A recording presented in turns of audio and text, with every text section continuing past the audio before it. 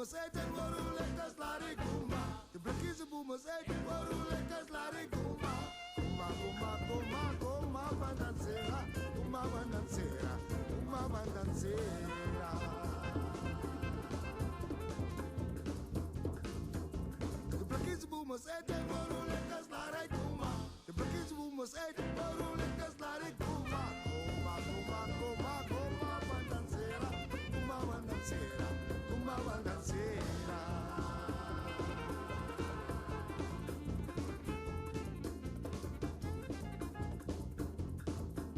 Die man kent zo jou de manan.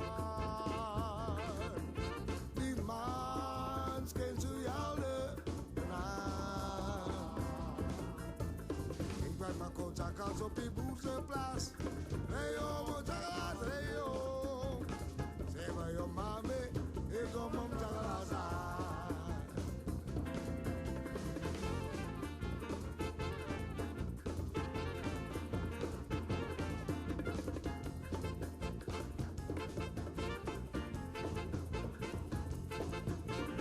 Hey, stu gaan naar die atu.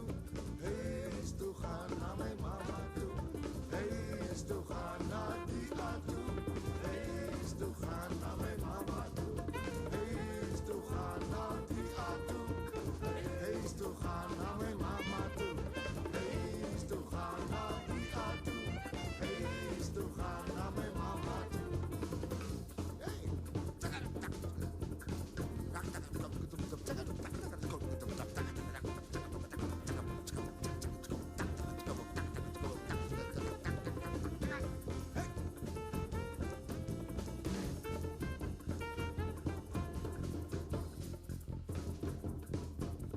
Hey, knak dia, Dina, Dina, oh. Hey, knak dia, Dina, Dina, oh. Kana, kana, kana, kana dia, Dina, Dina, oh. Kana, kana, kana, kana dia, Dina, Dina, oh. Kana, kana. Kana, kana kaya Dina,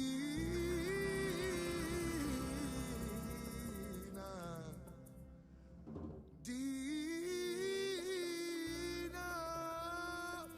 oh.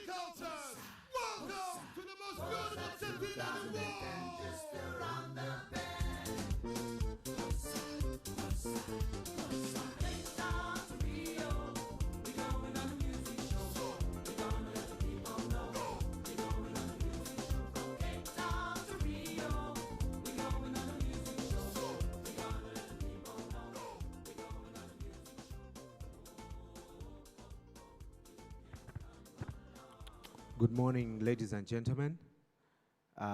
In a few minutes, we'll be starting. Of course, I encourage us to use the rooms of convenience. And when I come back, we'll be welcoming the minister officially, and of course, get this program started. In the meantime, also, if you can just reach out to the next table near you and get to know one another. They say a healthy human being requires 12 compliments a day.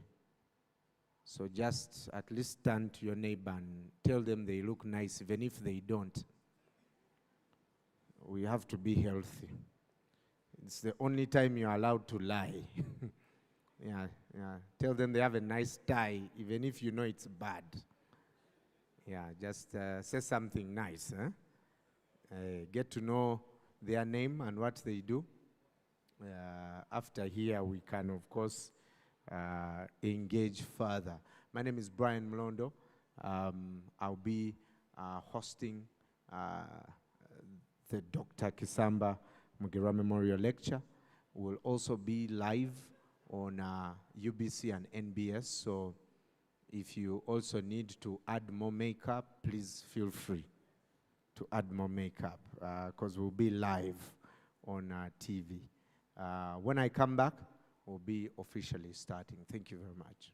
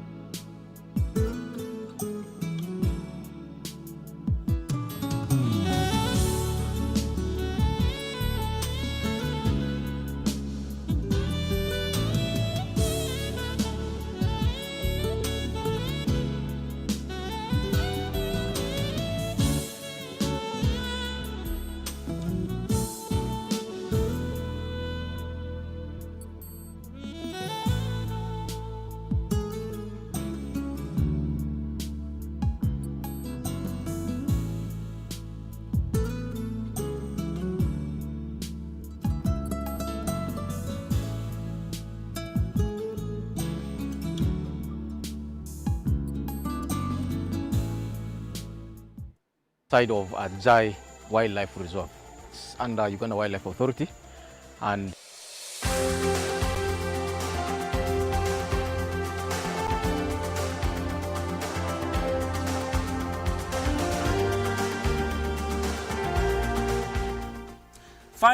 kilometers.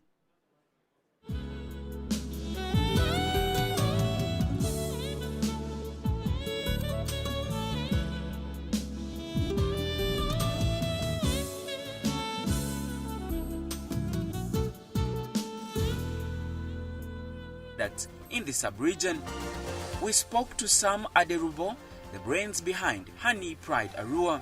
so this place is the western side of Ajai Wildlife Reserve. It's under Uganda Wildlife Authority, and this particular site has been allocated to the community of Ayavu. The site has been given to the youth groups here, particularly for beekeeping purposes. And it is the first site where we have put the Mugerwa facility money. We engaged two beneficiaries of Ayavu Beekeepers Association, an association of 49 members working closely with Honey Pride Arua. Our main aim of keeping these bees is to eradicate our poverty, that is financially, because once we already have these bees ready and we have the honey, and then we tend to sell them to the companies like Honey Pride. Honey Pride is facilitating us with the beehives we are seeing, these resembling ones. These are not those others, those are for individuals. So these are the products we are getting from Honey Pride. They have given us, we have not given them any single coin. And then eventually we are going to pay them after harvesting our honey. Indeed, I've been paying school fees out of it. So I know with the number of hives we're having, and then if we are to add more, because at the moment we have like 73, and we would like to add it more, such that the money also comes better. And I know this money will help me and pay school fees and other things that I will want to do. We have a relationship with the Honey Pride through capacity building programs, that is to say, training the group members, as well as training me as personal, the chairperson of the group, and helping us with the facilities like beehives. Currently, Honey Pride Uganda Limited is working with 943 farmers and has plans of not only increasing this number, but increasing production, diversifying products, enhancing livelihoods, and being the leading processor of bee products in the country. We call it the fourth site, which was financed by Microfinance Support Center, and it is called Jaura. Jaura village is still in Olali Parish, so Olali is the bigger village. So this is the fourth and the last site we are visiting for this project, and as you can see, this is where we have put that money of Mugerwa facility. There are about 50 members in this of this site, and as you can see, some of them are here, others are not around. Yeah, but still, in all these 4 locations, the type of hive we have put is the KTB. As we explained, this is because it is easy to manage, and because this is a new introduction of beekeeping in these villages, we want to take them from the easiest point. So KTB hives are the easiest to manage, and what we are now working on is to improve the colonization of these hives, because for now the rate is still low, which is one of the challenges we are working on. And of course, we are looking towards doing what technical people call bee breeding. Yeah, because now at this level of farming, since we are doing it as a business, we can no longer rely on the natural swarming patterns of bees. So we want to do deliberate intervention to colonize these hives so that we see a very high colonization rate, and therefore we should expect high production if we can achieve that. Yeah, so these members are very, very anxious about this project, That's why you see the clearance of this area took a very short time, although there is still a big area to clear. This area goes that way. There is still a big portion this side to be cleared. Now, this is the swamp area which we also saw from the Degia side, and it's a very good catchment area for forages for bees, water catchment also, because it is a swampy area. So with all these trees, there's a good shade to protect the hives, and the trees also provide forage for bees. So there is a food source that we talked about the other side. So there is a food source nearby, there is a water source nearby, there's cool environment. So it's really a site that we expect to have high production. So the only challenge in terms of management right now is the colonization that we want to work on. And of course there are vermins around. That one will be managed by the frequent appearance of the members here. They can always be scared around. Of course, we are not supposed to touch them. The CCR will go into war. Yeah, so these are the challenges we are facing in these areas. But given that the members are interested in the project, and Honey Pride is also interested in supporting them, UA has shown the willingness. Now, Microfinance came in. You can see this partnership is a big partnership, which we expect to grow, and we really want to see a change in the lifestyles of these community groups. They are realizing that beekeeping can actually be an enterprise that provides livelihood. So that's why we have also picked interest in supporting them. We want the farmers to reach about 2,000 in about 5 years, starting last year. In terms of volumes, we think we should reach something about 12 to 15 metric tons per annum. If we can achieve that, we will be very happy. Already there is indication that the production is growing. Besides bee honey, there are of course other range of bee products we are also encouraging farmers to produce. Wax is there. We have what we call bee propolis. And the next one we are targeting is the bee venom. We are convinced that with our research and the development component of the 5-year business plan, we should be able to bring in other stakeholders engaged in that aspect, because we are really looking at Arua becoming a regional hub for processing bee products.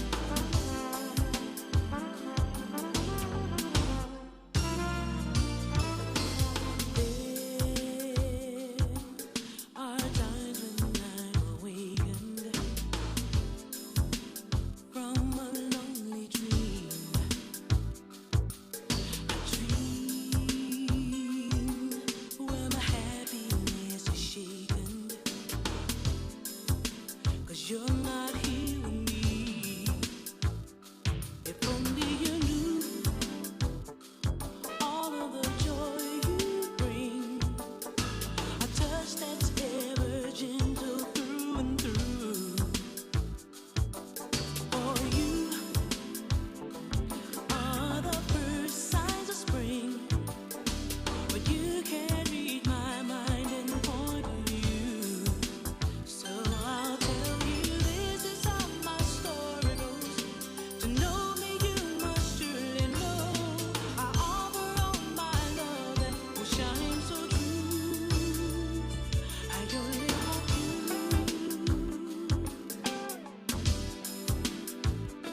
I only want you. I only want life. Here's my heart with so many pleasures, but none as bright as you. For you, are the star that shines forever. The words I say are true. Believe me when I say that this is how my story goes.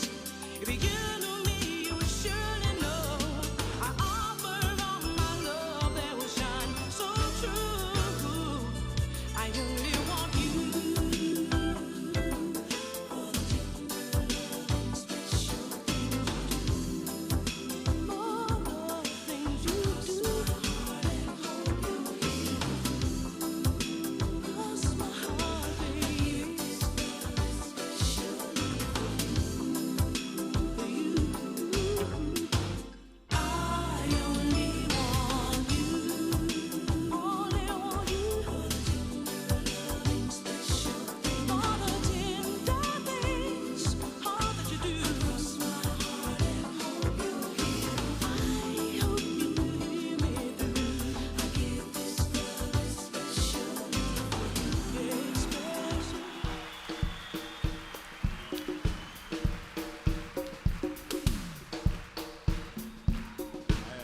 Ghetto say.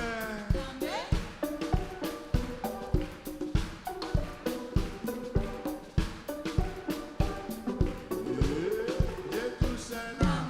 Joke, joke, joke, joke. Joke, joke, joke, joke. Bana. Oh, Ghetto say now. Afrique sans fric. Afrique, Afrique.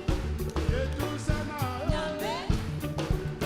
Oh, oh, oh, oh, oh, oh, oh, oh, oh, oh. Adieu.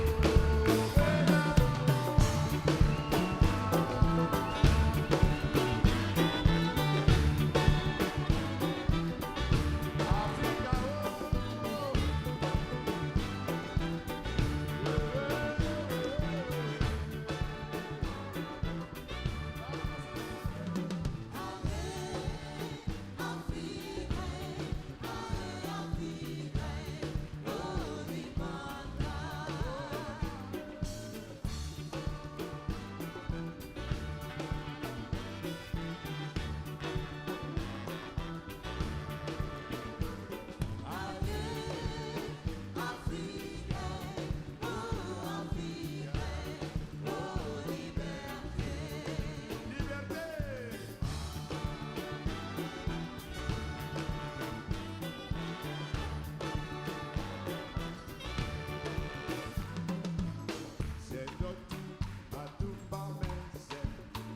Como ba Africa bese, benangino, iponda, itondina.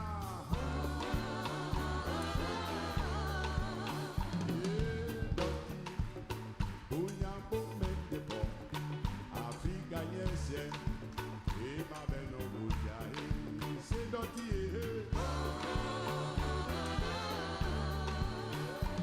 no ema, manyaka magolo.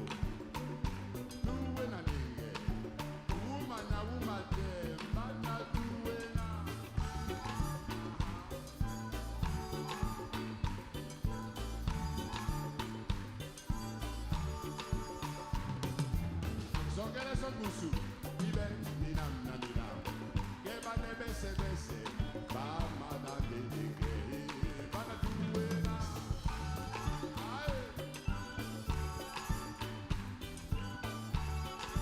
Kokona, baba bebona. Jane bisona bisoba na mukala atitipe Afrika. Indépendance. Ça c'est la question.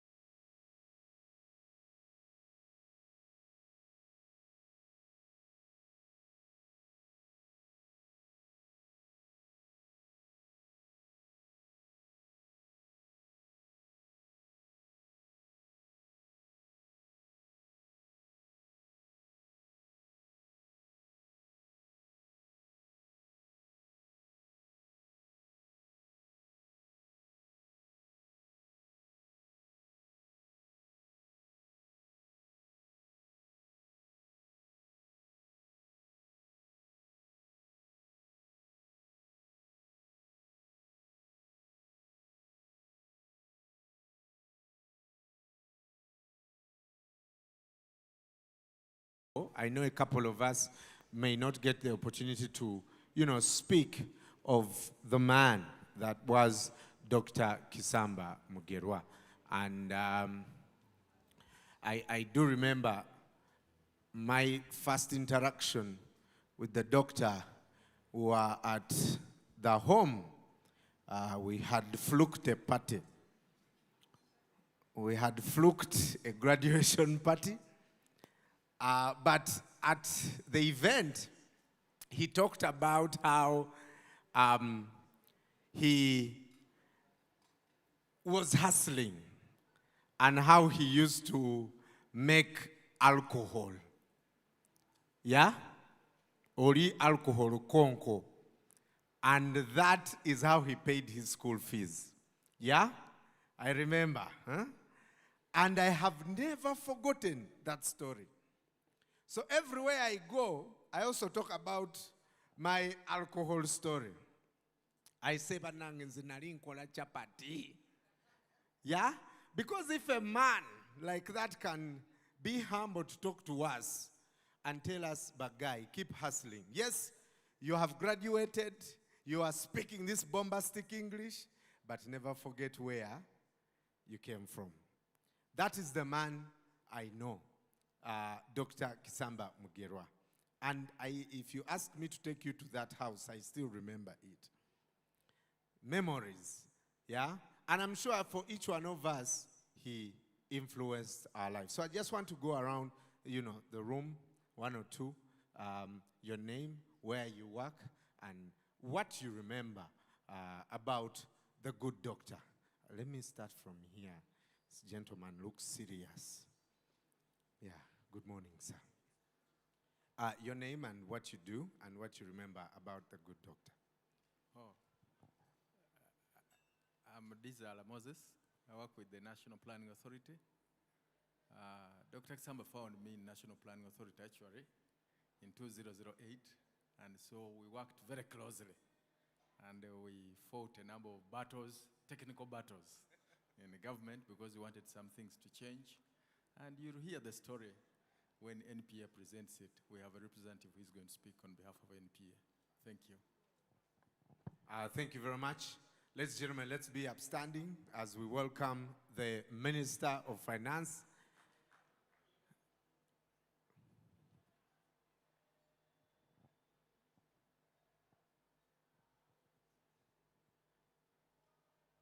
Welcome, Honorable Matia Kasaija. Thank you so much for joining us. And before we sit, let's stay upstanding for the anthems.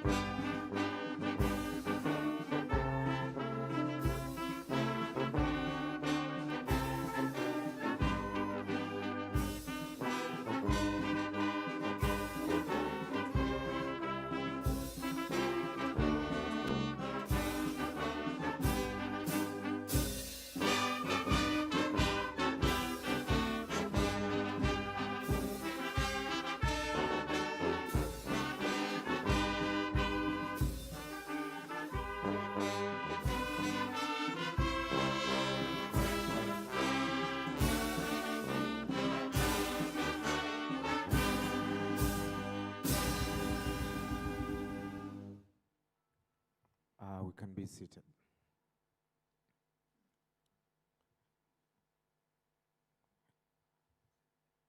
Thank you so much once again, Honorable Minister, for joining us today. And to the rest of you who are watching us live on UBC and NBS, welcome. Today, we are honoring, celebrating the life of a man who did beyond his best. And in times like this, when the world is moving so fast, we are stopping to say, well done, Dr. Kisamba Mugerwa. Please join this conversation on our socials, on Twitter and Facebook, and contribute to the conversation. If you're also not able to be here with us and you are indeed impacted by Doctor, please add your voice to it. Today also is a fantastic day because our host, the Microfinance Support Center, is marking 20 years of financial inclusion. Yes. And financial inclusion is something that the doctor was passionate about, really passionate about. Honorable Ali, I was telling people the story of the doctor, of how he used to make, local alcohol to support himself through school. That is probably the story of many of us here. I did chapati for many years. At school, I was a big boy. But at home, I was a chapati boy. It is the story of many children who grow up through school.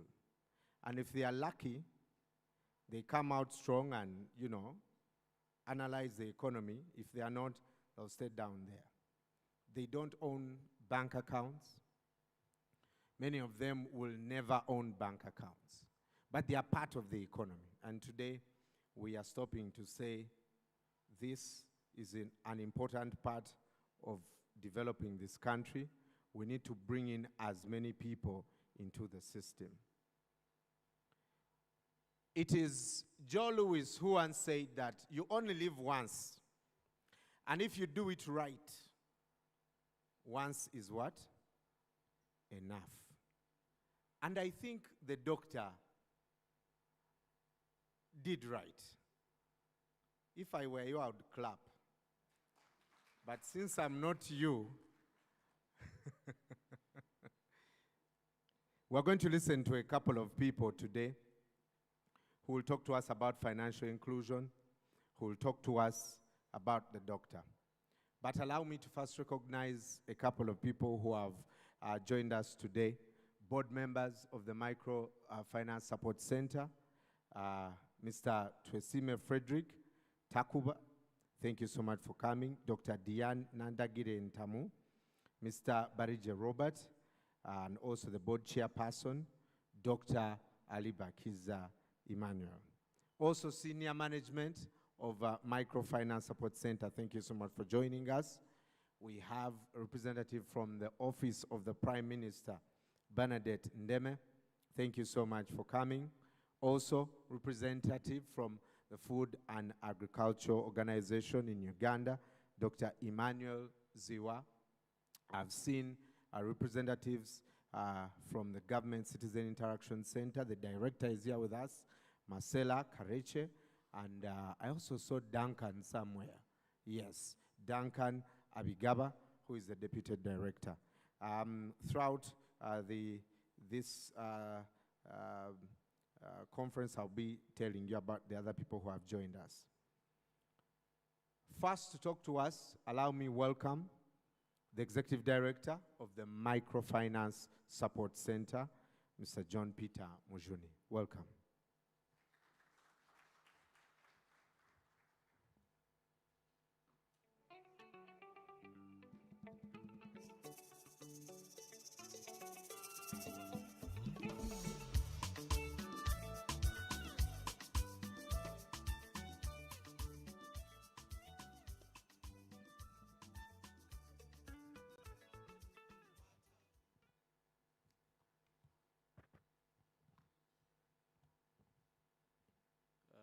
Our chief guest, Honorable Minister of Finance, Planning and Economic Development,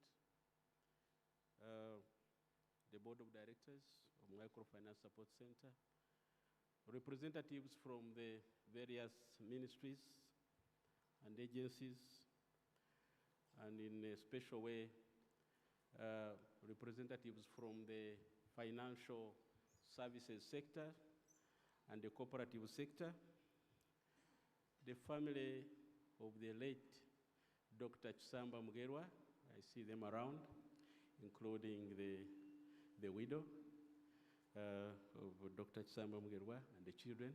I see them around. You're most welcome.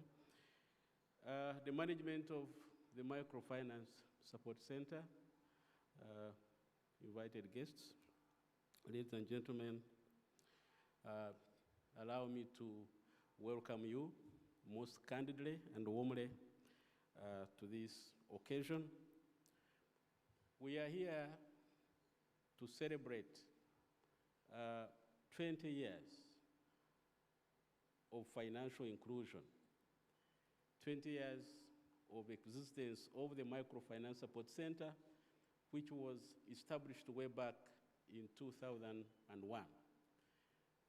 And as we celebrate, we picked out two main things that we thought we should do.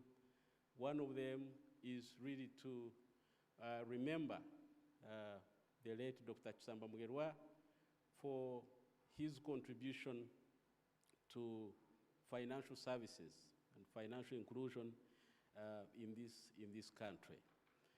You know very well that he was a great advocate of services for the poor, most especially the financial services. He played a key role during the Ntandikwa scheme, which was the mother of financial services for the poor in this country. And so for that, we want to remember him. We also remember him for the role he played when he served as the chairperson of the Microfinance Support Center for some time before he left, he departed. We want to remember him. We also, as we mark the 20 years, we want to, today, we shall be launching the Savings Challenge.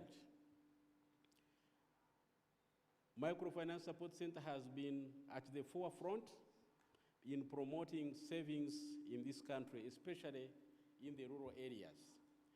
And we want to accelerate this program and further promote savings, because we know that the savings are the foundation. They are the basis for growth, not only of the rural areas, but also of the entire economy. The Microfinance Support Center committed itself to building very, very strong financial services sector, a kind of sector that is resilient, that can withstand shocks like you have seen in the recent past, the shocks of COVID and others. We want to build that kind of sector that is resilient. We are proud to say that even with the disturbances that we had recently, the circles that we built were among the few financial institutions that remained stable to some extent. And so we believe that a country can actually survive on its savings if we make an effort. The country can survive on savings, and then we can reduce on the dependence on foreign support, even on government support as far as the circles are concerned in the rural areas. So we are committed to that, and that's why we want to launch the Savings Challenge today, which we should be able to see through in the coming period. We shall have a series of so many other activities that will underscore the promotion of savings in the country. Honorable Minister, I want to thank you once again for accepting to come, and our guests. I know that we are going to have quite a number of presentations and discussions on this occasion, and I wish you a good participation as our guests. I would like to take this opportunity right now to invite my chairperson of the board of directors, Dr. Chiza Ariba, to come and address this congregation. Thank you very much.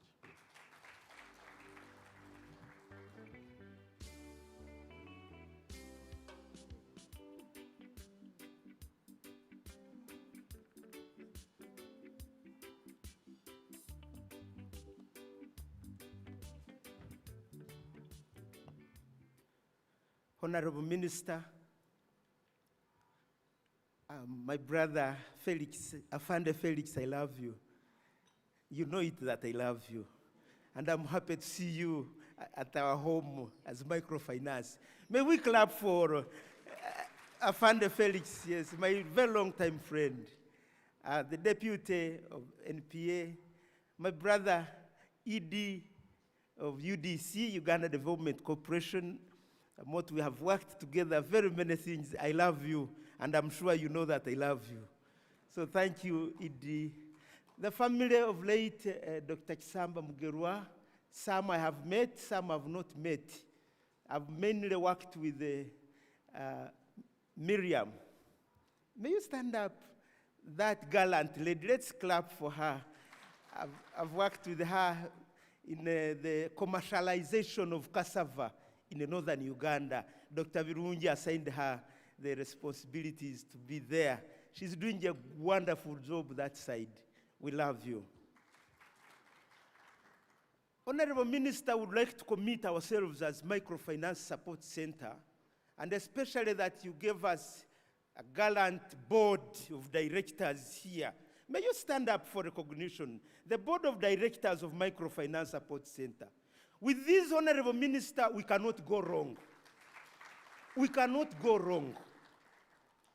And then, by good luck, you take your seats again. By good luck, I found a very formidable team of management. May you stand up, the team of management of Microfinance Support Center. Team, you are here. That team, I have interacted with them one by one. We cannot go wrong with them. And all our gallant staff in the zones and those present. Honorable Minister, would like to commit ourselves to the government of Uganda, to His Excellency the President of the Republic of Uganda, and to you as our parent ministry, that financial inclusion and the culture of saving we must promote as Microfinance Support Center. And we are able to do that. We have tested it. It is possible. Honorable Minister, I have moved to over 100 districts in these 8 months I've been chair. I've toured almost every district in the rural area. If Ugandans, just in Emyoga alone, have managed to save over 60 billion, things are possible. Honorable Minister, things are possible. For us is to provide the avenue of mobilizing Ugandans to sell something every day and save something every day. Sell something every day and save something every day. And we are ready to take on that challenge. We are moving rural, Honorable Minister. Our population are not the EDs and no. For those, they have a lot of things to sell every day and a lot of money to save every day. Our focus is the rural person. By good luck, Honorable Minister, you know the chair you put in microfinance, you know him well. I am not a town person. I am a rural man. And when I tell you I have visited Karenga, I have visited Agago, I have visited all the rural districts of Uganda, I have covered them. You people clap for me. I'm not a joke. I am not a joke. This is a fact. What we intend to do, we do it, and we do it very well. Saving as a culture has to continue in this country, and we are ready to promote that. Honorable Minister, just sit back, provide all the necessary support that you always give us, the rest leave it in our hands. Ugandans will have something to sell every day. Ugandans will have something to save every day. Thank you for listening to me. May I now humbly invite our chief guest, Honorable Minister, to come and address us. We are very grateful. A hand of applause as we welcome Honorable Minister.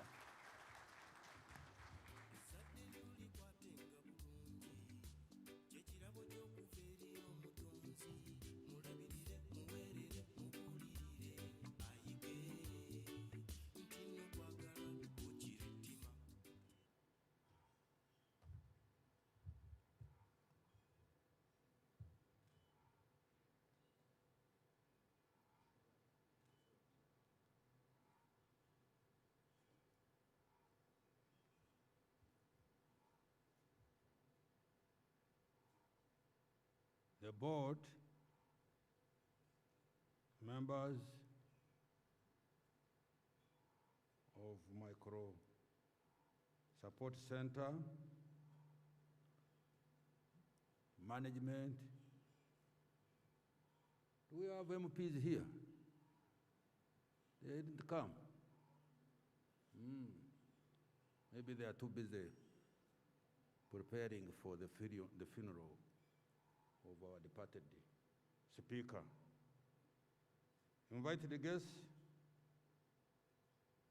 the family of Dr. Kisamba Mugerwa,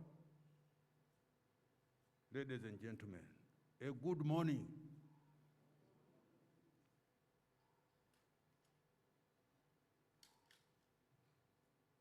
Maybe before I proceed, I request that we observe a minute of silence for our departed Right Honorable Speaker, but also Kisamba Mugerwa. Can you all stand up?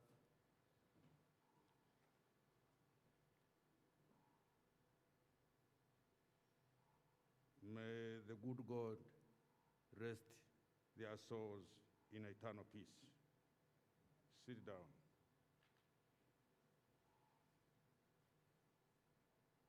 Let me speak about Kisamba Mugerwa first.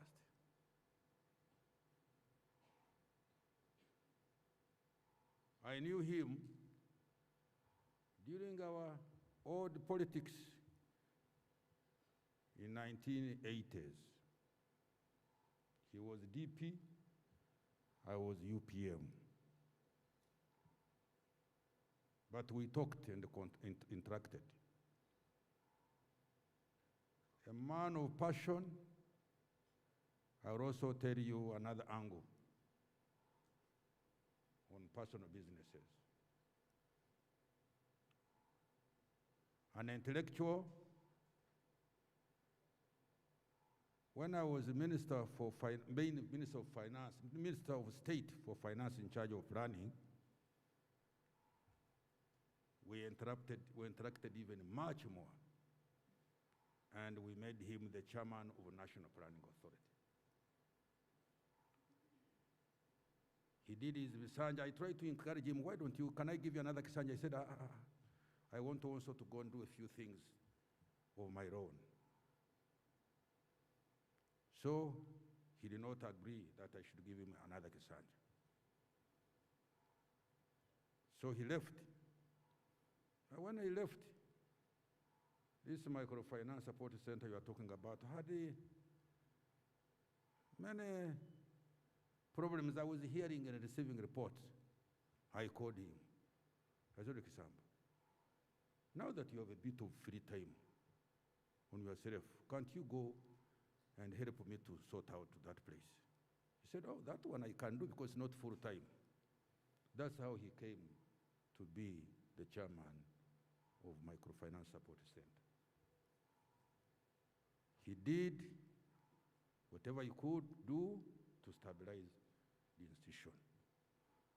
Dr. Oliver, the work you inherited was his. he stabilized the place. I think got new managers, am I right? He got new managers, and that's what they were now seeing today. So, he needs a clap.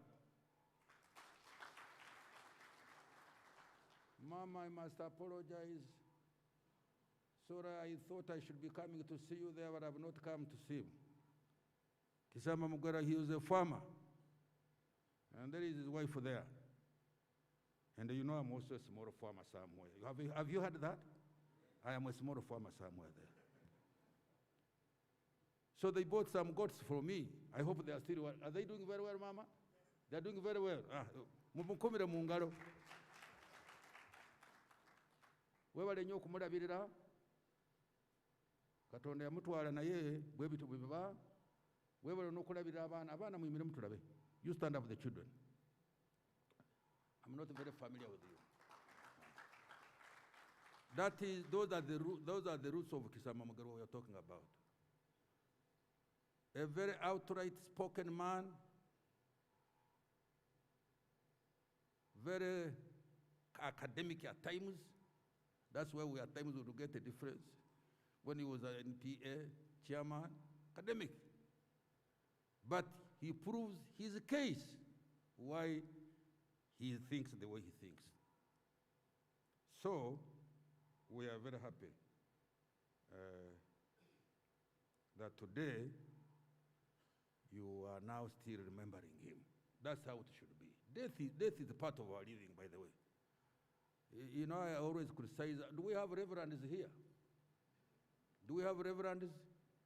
You know those reverends, I have a quarrel with them. Do you know why? They don't tell us that living is part of, no, death is a part of living. You are born, you grow, you die. But you see people rolling around when they have lost their relative. As long as you have been born, there will be a day to come for you to die. The only problem is at what time, at what stage you die. Here now, I'm approaching 80. And now if I go tomorrow, I told my children, never cry. I told never cry. When I was burying my father who died at 88, there was his sister. He said, oh, again. I said, aunt, stop talking nonsense. He has not gone. He has rested.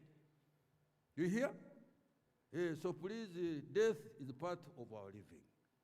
But it is at what time you go, maybe that we could, that hurts. I'm delighted to preside over this event, the Dr. Kisamba Mugerwa Memorial Lecture, which is the first of a series of events organized to mark Micro Support Center's 20th birthday. Hey, are you already 20 years? Are you already 20 years? Stand up when we sing for you happy birthday. Stand up when we sing for you happy birthday. Happy birthday to you. Happy birthday to you. Dear Microfinance Support Center, happy birthday to you. Okay. For the last 20 years, sit down.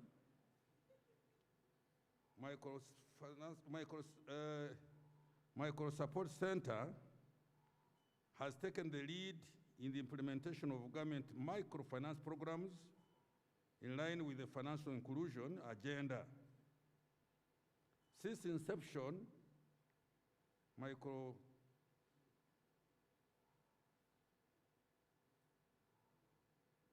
Support Center target clientele, especially the circles that have been growing in portfolio and savings. Now, I will talk about savings. I was telling the chairman here and the ED,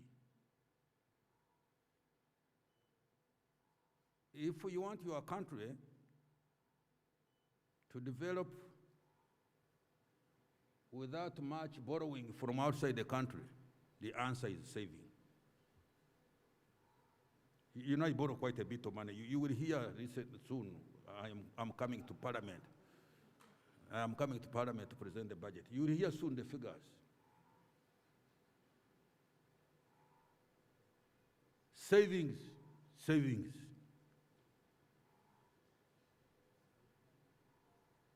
I was somewhere, somebody was talking, he talks something like this. As you earn, save.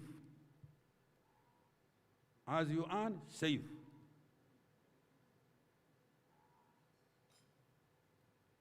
If every Ugandan who is earning were to save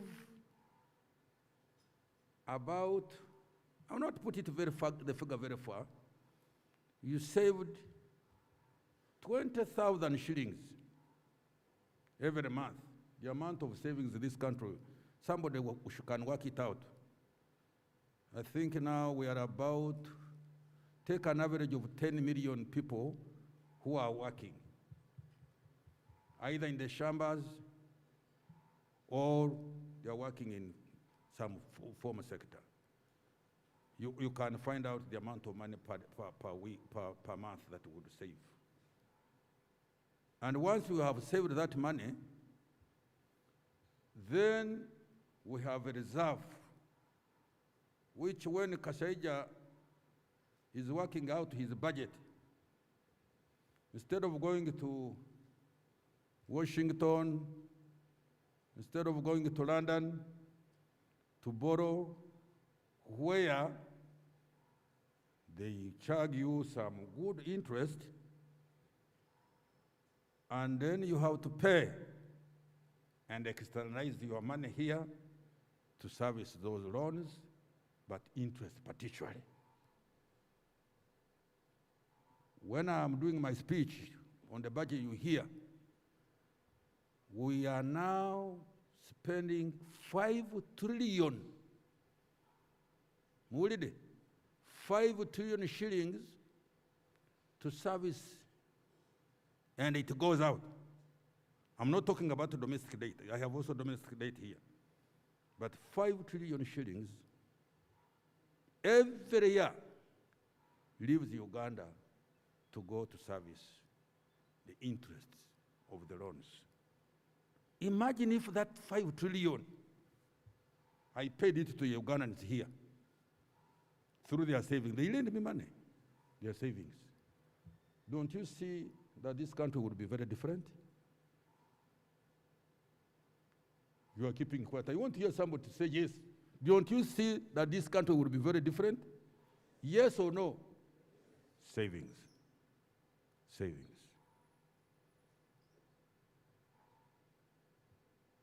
You know, my father was a very interesting man. He's the one who taught me to save money. Do you know that if people call me Mukonogamu? Have you heard that? Have you heard that? That minister, Mukonogamu, Mukonogamu. Yes, I'm Mukonogamu. I have no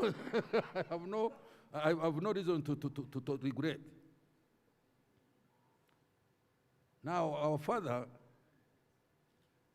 he made a small box. A small box. Now he would employ us every Saturday to go and work in the coffee shamba. He had a small coffee shamba, me and my 2 brothers. Now, he would pay us after.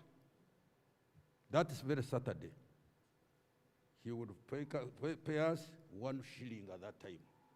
No, 50 cents. 50 cents.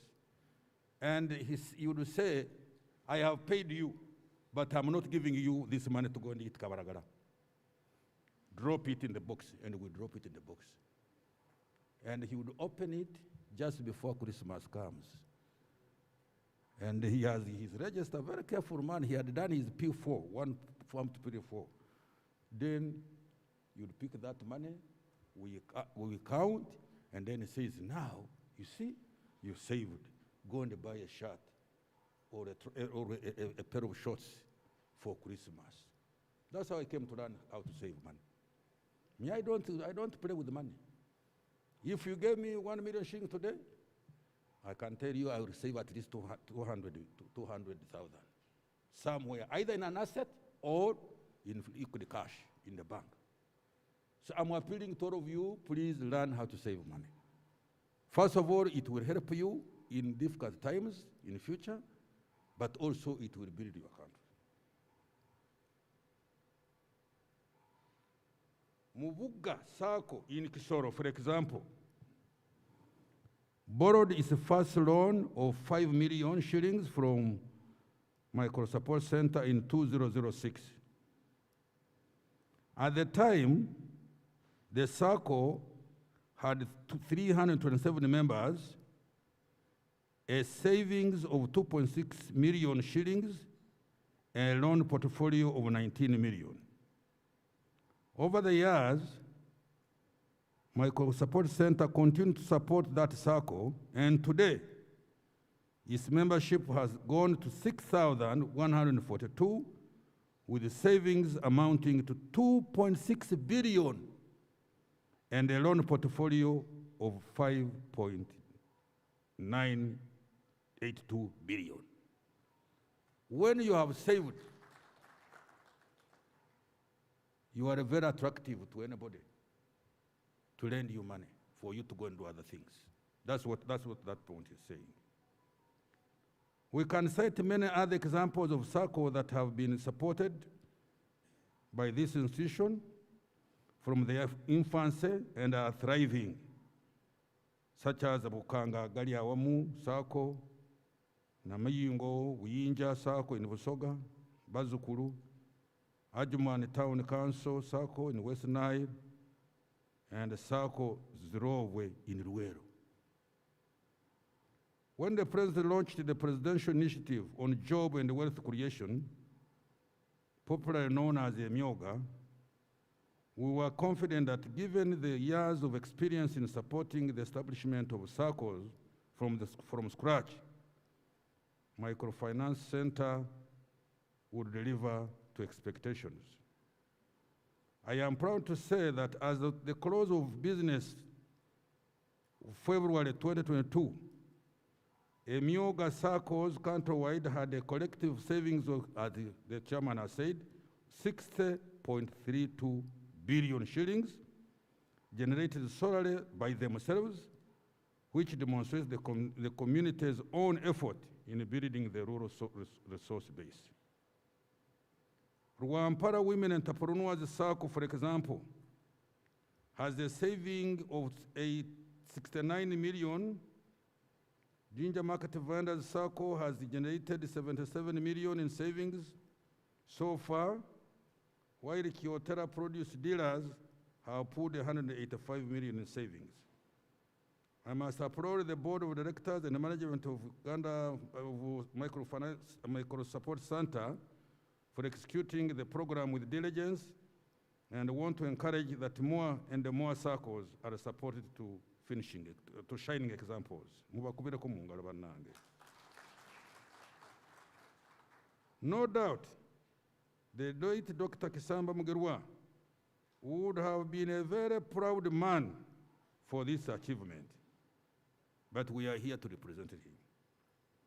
As we all know, he was very passionate about financial inclusion and worked hard to see that the Micro Support Center extended its footprint further to grassroots. He passionately spoke about development of cottage industries, you hear that, through which the financially excluded lot, such as the poor, youth, and the person with disabilities, can be included. A year before his demise, he undertook extensive research in the slum and the ghetto communities around Kampala to understand their plight and work together with the board and the management to find solutions to the socio-economic challenges which those people face. Dr. Kisamba Mugerwa was an extremely valuable asset to government and the country at large. That one we have already said. And I'm encouraging the new board and encouraging the new the current management. Now, I don't want also an economy in which the rich are rich, the poor are poor. I don't know if you understand me. I don't want to develop Uganda because I have seen some problems, that's why I do not mention them for diplomatic reasons, where the rich are really rich and the poor are really poor. Have you understood me? I'm inviting you to fight that trend. But if we are not too careful, if we do not support the weak, your country will be skewed. I can tell you within another 10, 20 years. As long as some of us are still here, I'm not saying that we shall be all equal. No, please, don't. You see these fingers? They are not equal. But they are very each is very important. If they cut off one today, you will see how you are going to hold things. We may not be equal, but we must not have extreme poverty in some corners of this country, and then you have got others who are so rich, they even don't know how to count their richness. That's a very bad thing. Now I'm talking as a politician who wants to see this country growing stronger and stronger, but virtually every citizen is also growing and enjoying the comforts of our struggle.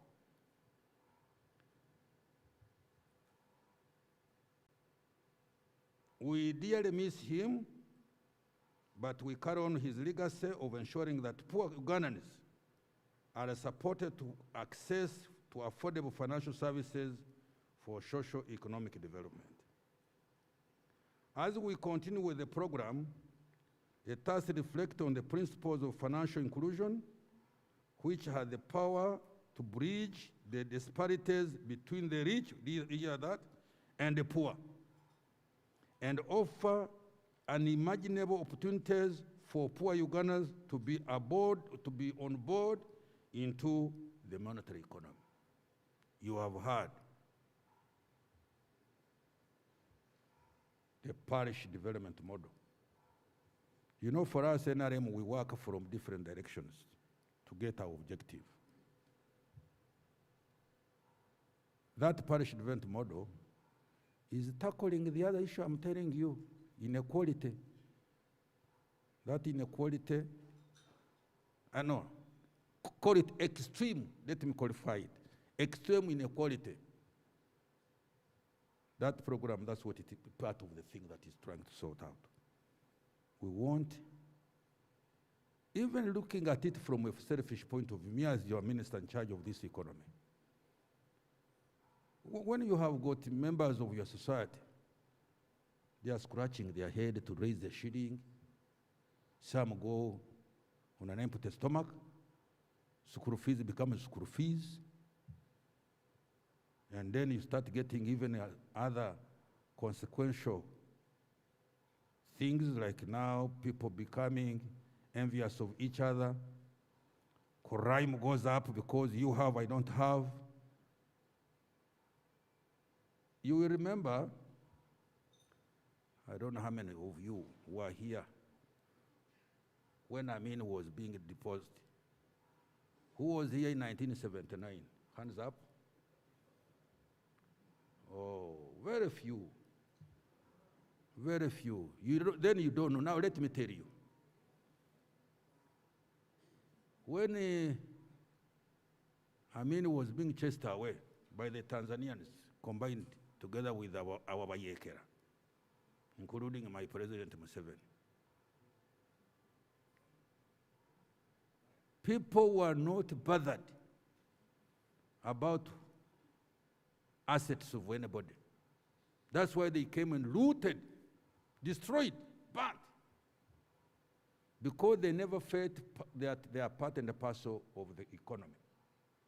They didn't feel that, leave alone being part and parcel of the country called Uganda. So please, Microfinance Support Center and our allies, let's work as hard as possible to bring everybody into the money economy. President Museveni, he presents it different, but we are talking the same language. For him, he does not want it now. People who work for only the stomach. They will call it ekida kyonka. But me, I'm looking at it now as your Minister for Finance and Economic Development. When you have got 39% of your homesteads only working for merely to eat, abanange, kintu kibi. Because they will pull you down. They will pull you down on your statistics in terms of levels of development.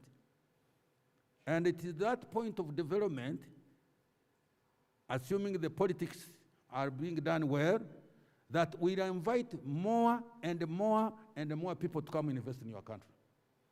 The more people you invite, the more money they bring in, the more development they do, the richer everybody gets, the happier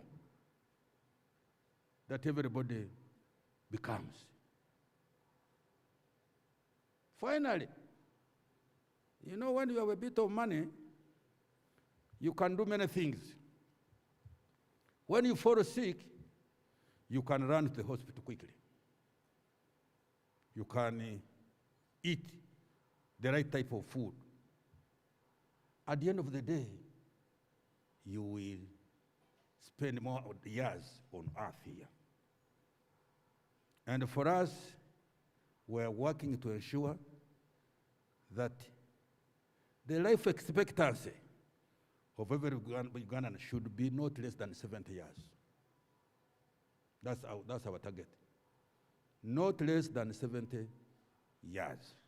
But you can't reach there when you don't have money, when you cannot be treated when you are sick, when the country is not moving on well, and part of stabilization is savings.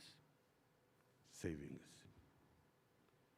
As we continue with the program, let us reflect on the principles of financial inclusion, which has the power to bridge the disparities between the rich and the poor and offer unimaginable opportunities for poor Ugandans to be absorbed into the, to be included among the monetary economy.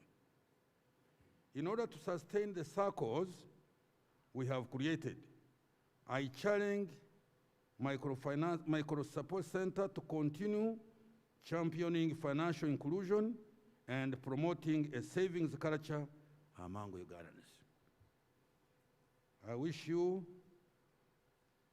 very fruitful deliberation, and I wish you good life, happy life, so that you can live to 70 to 100 years. May God bless you. Thank you very much, Honorable. Honorable, let me request you to stay up. We just have two things to do. Number one, we are going to launch the Savings Challenge. Oh. And then, before you leave, we know you have a flight to catch. We would like you to watch a short video of the late Dr. Kisamba Mugerwa. Let me welcome the board chair, also the ED of Microfinance Support Center.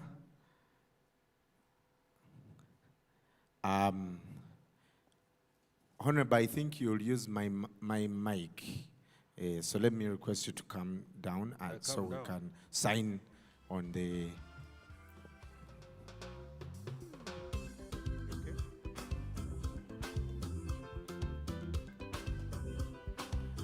Also, let me welcome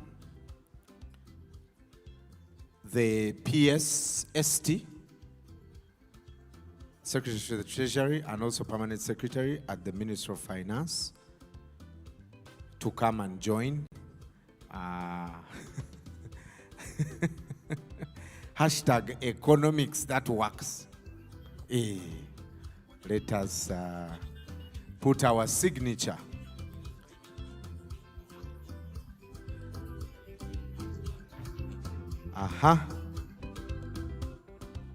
Honorable, I think you sign when you are showing the media which side here. Yeah. Is that the signature that confirms our loans? Okay. So let's sign. Very good.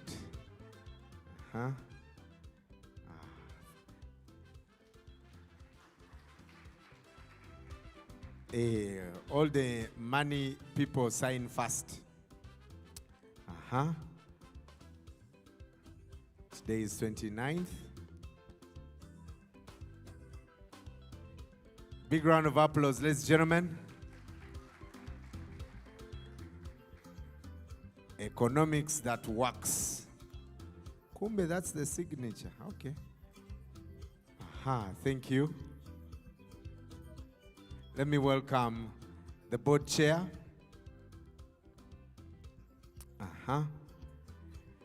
We are saving starting today.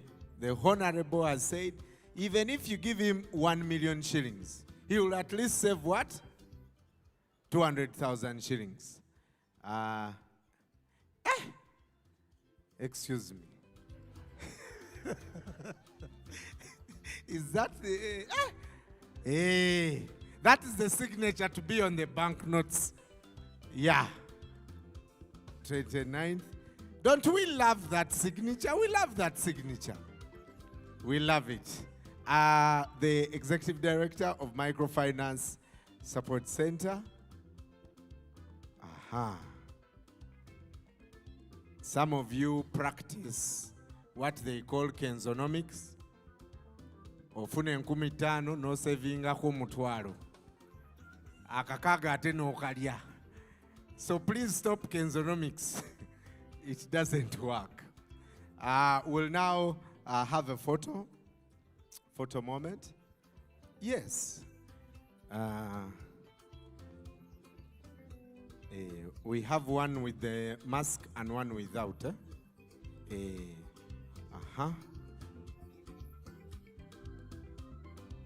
The one without. So we'll have another one to put in our albums. Economics that works. Social distance. Big round of applause, ladies and gentlemen. The Emyoga Savings Challenge has officially been launched. And let me ambush the PS here to come quickly. 1 or 2 words. The good thing you explain to us all the time about how economics works.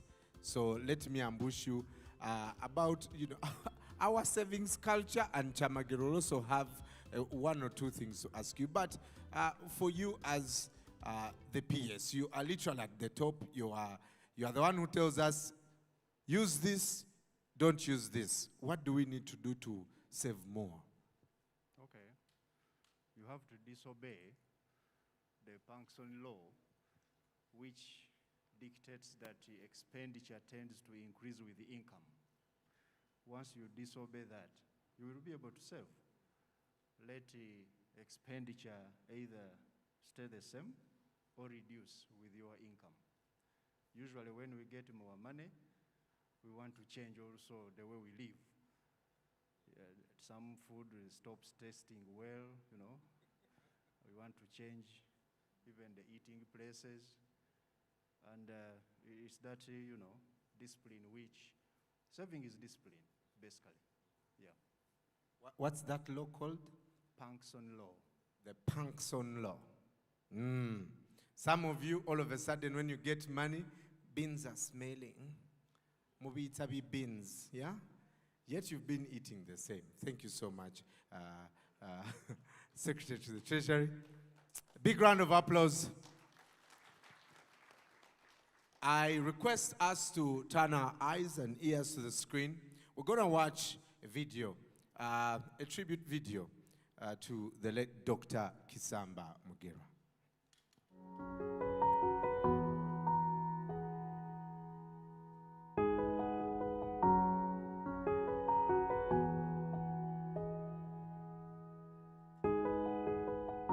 Dr. Wilberforce Kisamba Mugerwa was appointed board chairperson of the Microfinance Support Center in February 2018.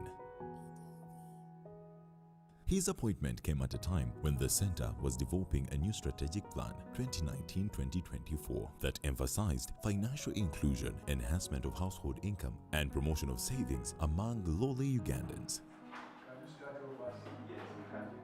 A 2021 report from Uganda Bureau of Statistics indicated that 8.3 million Ugandans live in poverty. Before his demise, Dr. Kisamba Mugerwa conducted extensive research in slums and ghetto communities within Kampala, where majority of the urban poor live. His aim was to understand the challenges in developing the slum economy so as to offer effective microfinance solutions. As you may know, I've been the chairperson of the National Planning Authority. Recently, I was assigned the opportunity to take care of the Microfinance Support Center. As the chairperson has rightly put, we are not alone on the stage. There are quite a number of other institutions who are financing different programs, and there are different initiatives. But what is important for us to understand is that we are focusing on moving socio-economic transformation of this country to ensure that we get rid of poverty. We cannot deal with the people who are not in the monetary economy. When every time you wake up every morning, the soap, the toothpaste, the soda, and the rest all are demanding for money. So our first focus is to look for those people who are poor but active, who are willing to find something to work upon in order to get out of that poverty.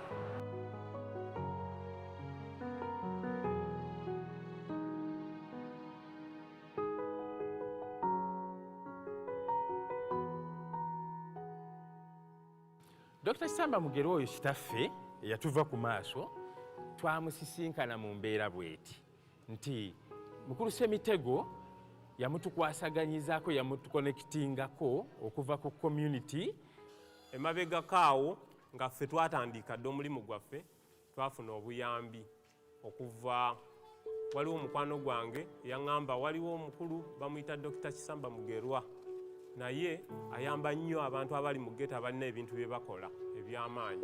Omukulu oyo yali mulungi nnyo n'atuyita ne tubeera mu meeting ku Microfinance Support Center ne tunywa n'akacyayi ne tukanywa. Yali muntu w'amaanyi nnyo ku bantu baffe ab'omu community eno kuba ffe ebibiina nga bina almost yabikwatako.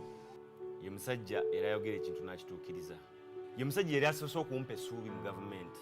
N'atusobozesa okuba nga atuyita ku Microfinance day to day, mujje tulabe ne tugendayo ne tusobola okuba nga tutambula naye. Tusinkana bannabyabufuzi bajja ne batulambula wano naye tewali tukiddako. Ye musajja yekka yasooka okujja n'agamba buli kimu kigenda kukyuka, Mukama nga mubeezi waffe era n'atandikira okutukyusa. Naye nga Dr. Kisamba Mugerwa yali ategeera omuntu w'omu ghetto, omuntu ava mu community eyo eri high class najja mu ghetto n'atuyamba. Singa abasinga bakolawo batyo, singa tuli wala.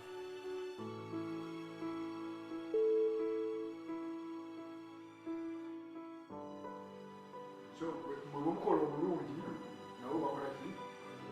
Tutunuuliddewo Dr. Kisamba Mugerwa teyali mukwano gwange kyokka naye yali muganda wange.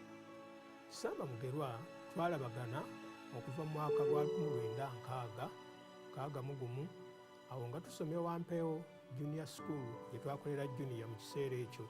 I consider myself as the most unprivileged person. I've not worked with him for a long time. God deprived me of that opportunity to work with Dr. Kisamba Mugerwa, a celebrated person in this country. Kyali kirungi nnyo okubeera nti Kisamba bwe yava mu National Planning Authority ate yabeera ne bamuwa chairman w'ekintu ekyo. Era mmanyi yali atandise okulaga nti ajja kuba wa mugaso kinene nnyo eri ekitongole ekyo. Yalina omutima omumalirivu nga bw'agamba nti ngenda kukola kino akikola n'akituukiriza. Namwewuunyaako we yayingirira ebyobufuzi. Embeera yali mbi nnyo nnyo nnyo kubanga ate yali mu kibiina kya DP mu kiseera ekyo. So nga ate mu kiseera ekyo UPC abaana baali bakambwe nnyo nnyo nnyo nnyo ng'olaba nti omuntu atalina mutima mugumu teyali kikoze.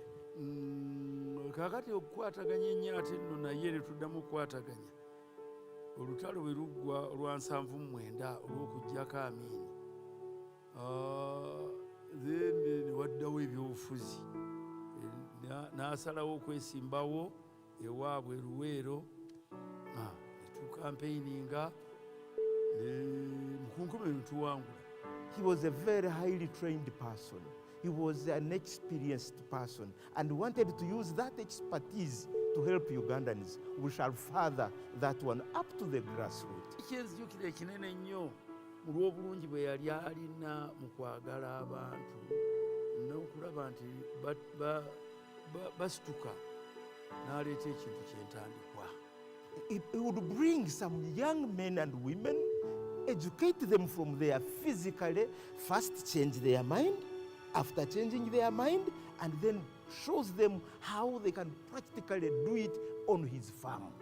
This is a great thing that Dr. Kisamba Mugerwa did. Tugamba ng'alina omutima ogwo ogwagala okulaba nti abantu bano oli alina kaakola anaakagaziya atya.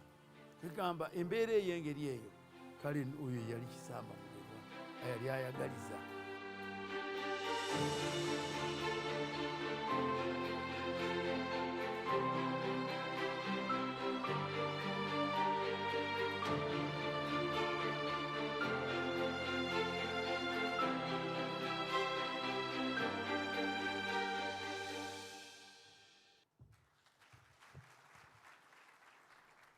Yes.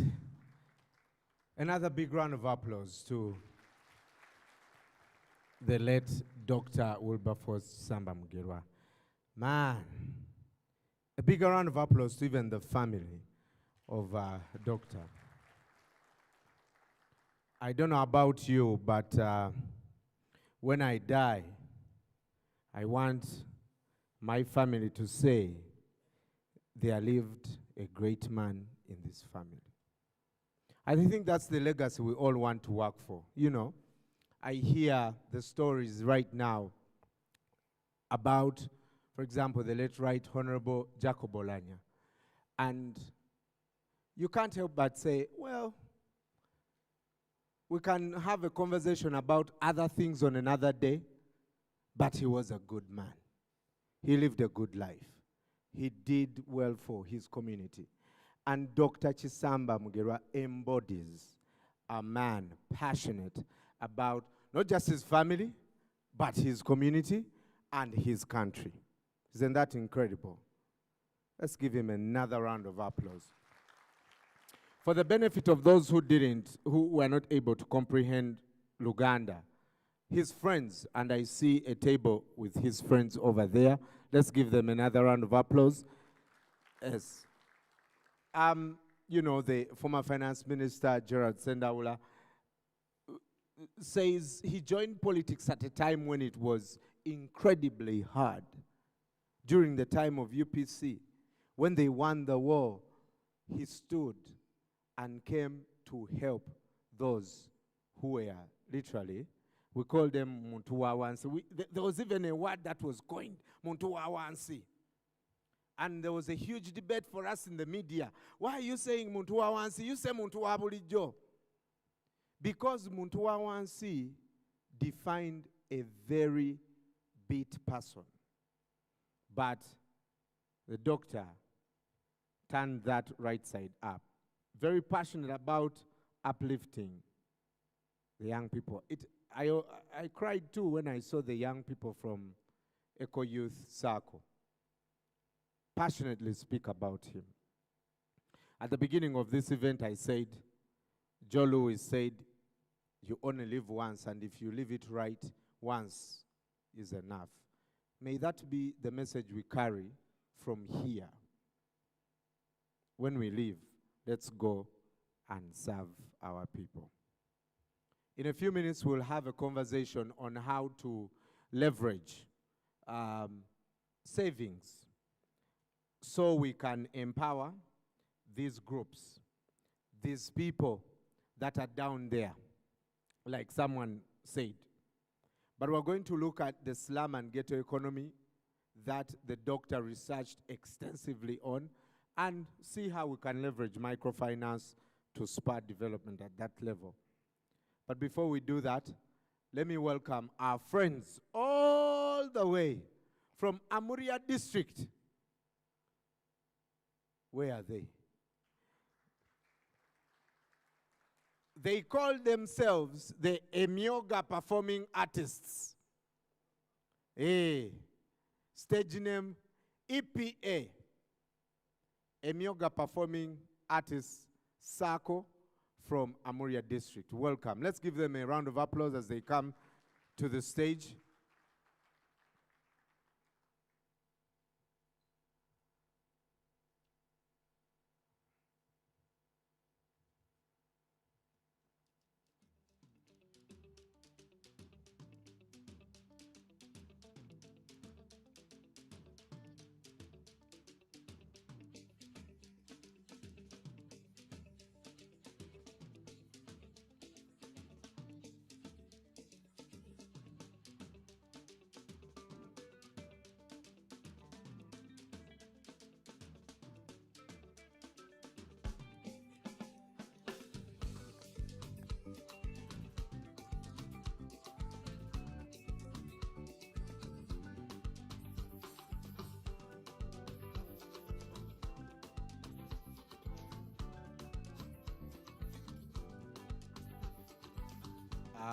As we get the Emyoga Circle ready, I'd like to also recognize the presence of Gerald Otim, who is the CEO of Ensibuko.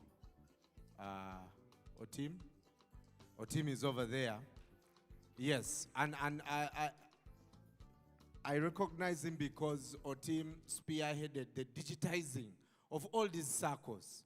So I want to thank Microfinance Support Center for leveraging fintechs, to be able to encourage more savings. More and more fintechs are getting into this kind of thing where even with a feature phone, you're able to do what your smartphone is doing. They are helping people save, they're helping people withdraw, they're helping people.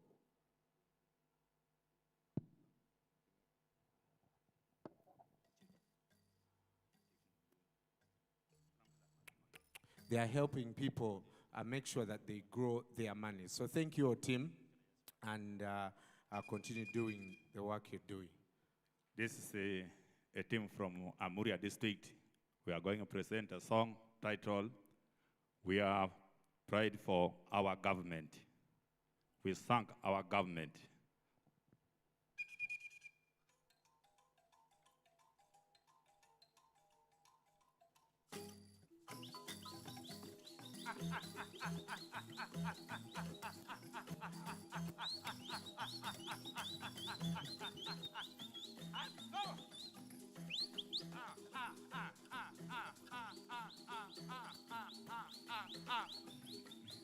Ibaita poke poloni la kwa puono Uganda. Iboyo to dai ni tere. Kokongore inonu.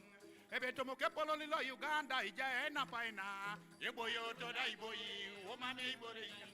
Eboyoto tena iboyi, asipokepolo na kwapu. Eboyoto da iboyi, omame ibore jang. Emi oga idumoni ane o Uganda. Eboyoto da iboyi, omame ibore jang. Na disi da kora pugani ono Uganda. Eboyoto da iboyi, omame ibore jang.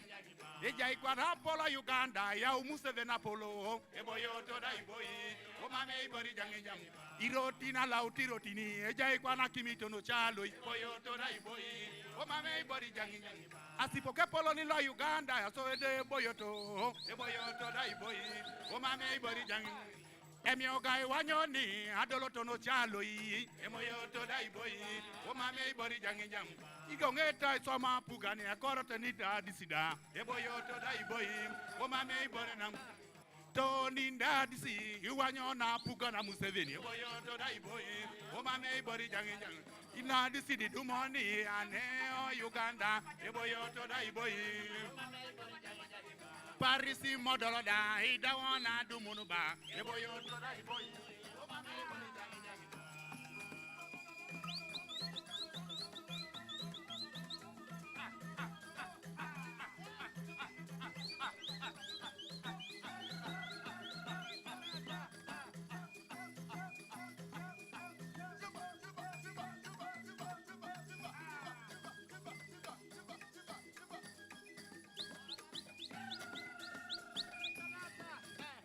Emi ogai dumoni ane o Uganda eboyoto da iboyi o mame ibori jangi jangi engara kapugani Uganda oni Uganda ne eboyoto da iboyi o mame ibori jangi jangi iboro kera so ma pugane la eti rotini kwana eboyoto da iboyi o mame ibori jangi akima dolo chalo ye jaso mani na titai eboyoto da iboyi o mame ibori jangi jangi Dolo kapugani tunga kerane o Uganda boyoto da iboyi o mame ibori jangi inapa na Uganda e mame boba keriti bobo e boyoto da iboyi o mame ibori jangi eja ikwana yuara Uganda mame ibori janga oni e boyoto da iboyi o mame ibori jangi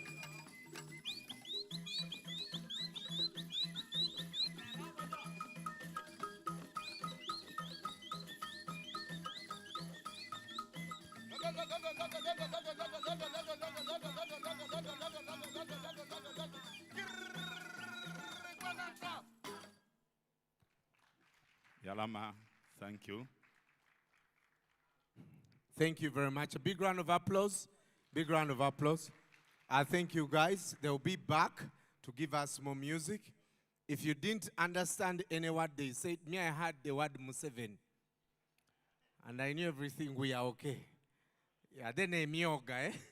The moment I had those two, I was like, we are fine. Everything is okay. I want to, Honorable, before we go to the next thing, introduce to you the group of young people that was in the video. They are over there. Please come, gentlemen. Please come. Let's clap for them. That table, everyone from that circle, come. If I were you, I would hurry. Come, come, come. Because these guys worked closely with the doctor. And I'm going to give you an opportunity to take a picture with the minister. Have I suggested badly? You have your masks. Put on your masks. You guys, the minister has to pay our debt. Please put on your masks. Honorable, let me welcome you to take a picture with these young men and women who have learned a lot, and they speak highly of the doctor, and of course they encourage all politicians. If all politicians were like Dr. Kisamba, I think that would be, we would be far. Please smile even in your masks. We'll see the eyes. We'll see the eyes. Yes, Eco Youth Development Group. Good job. Let's give them a big round of applause. Thank you, gentlemen and ladies.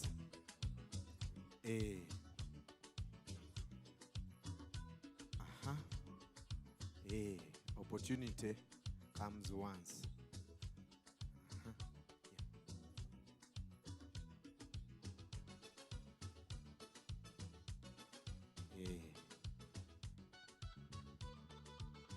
Awo omukulu w'omugamba ti lwaki tebakolayo ministry ya saako okanyiga waawo mpola mpola wama nimbye you must very good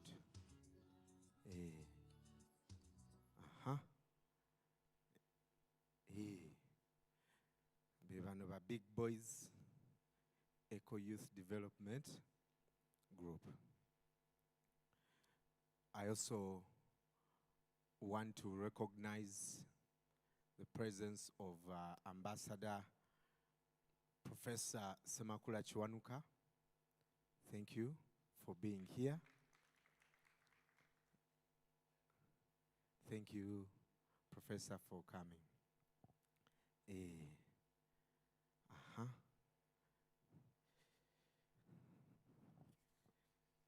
Olowooza no Minister tali mukola speech.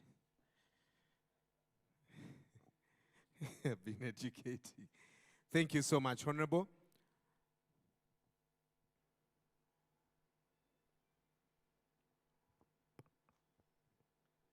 We'll allow the Honorable to leave to other duties.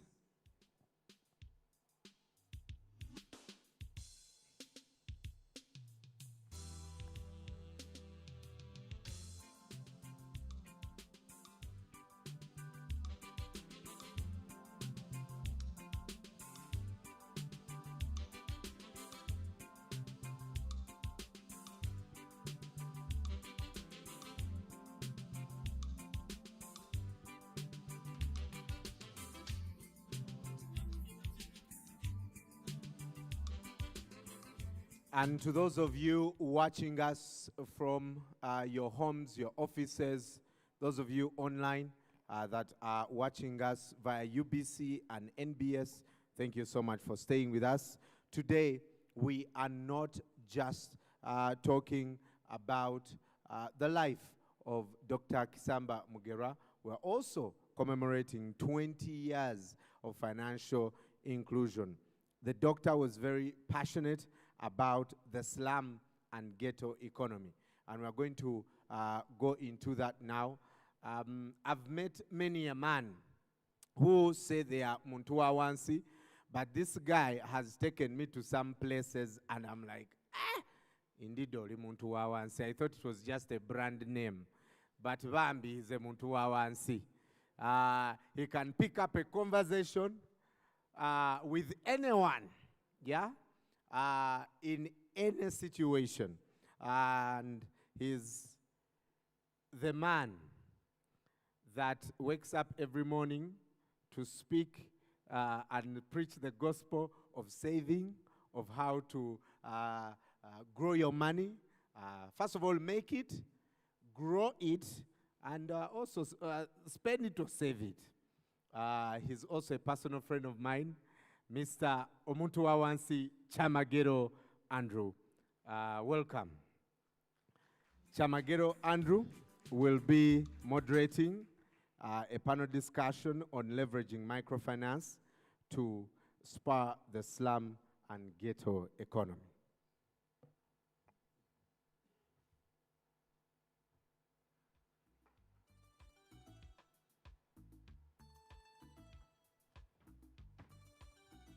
Good morning. Good morning, ladies and gentlemen. Okay, just say good morning to your neighbor, Kwanzaa. We are all called. Just say good morning to your neighbor. Turn to your neighbor and say good morning. For us, my name is Andrew Chamagero.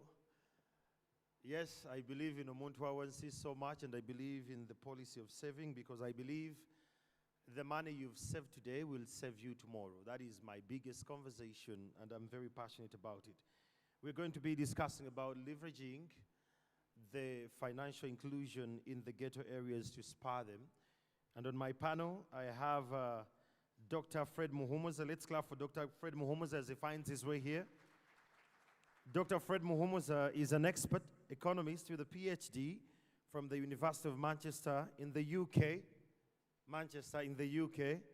And he has been involved in development policy research, analysis, formulation, review for over 20 years now, with a parallel teaching career at the Makerere University. And from 2006 to 2014, he worked as an economic advisor to the Minister of Finance, Planning and Economic Development. Prior to that, Dr. Muhumuza worked as a research fellow at the Economic Policy Research Center and also served as a senior management position at KPMG and Financial Services Deepening here in Uganda.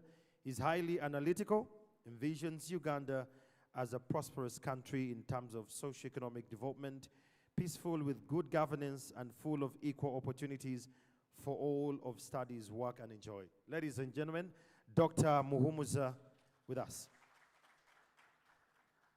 Again, together with us today we have Dr. Rachel Midra. Let's clap for Dr. Rachel. She makes her way here. I love it when ladies are doctors, and she's a doctor in philosophy from the University of Witwatersrand in South Africa. And she has a Master's of Arts in Money, Banking and Finance from Labank University in the UK, and Bachelor's of Business Administration from Makerere University Business School. She sits on the board of Uganda Security Exchanges, and where she chairs the Business Conduct Committee. She's also a member of board of Audit Committee at the USE. She has done consultancy works for several national and international projects, and she has over 25 published and unpublished research papers. I'm looking forward to the unpublished articles as well, and numerous awards to her name. Away from her corporate life, Dr. Mindra is an active Rotarian and fascinated by travel, art, design, gymnastics, and acrobatics. Again, today, ladies and gentlemen, we have Mr. James Cash. Mr. James W. Cash, who happens to be the head of research at BRAC, an independent evaluation and research cell in Africa. Let's clap for Mr. Cash. Mr. Cash manages research and knowledgeable management operations and administration across the BRAC countries in Africa. Among his research topics are livelihood for adolescents, in youth, family, market value chain, and the microfinance for small entrepreneurs. He has a Master's of Social Science in Political Economy of Development in Sub-Saharan Africa and a Master of Social Science in Political Science from University of France and Bangladesh, respectively. Ladies and gentlemen, our conversation has started. Be a part of this conversation online. While you're in here, if you find something intriguing, interesting, tweet it, and let's be a part of the conversation to the diaspora. Okay. Now, this is where it all starts. First of all, I want to thank the Microfinance Support Center. Let's clap for them for 20 years being in existence. I am one of the beneficiaries of Microfinance Support Center through my wife.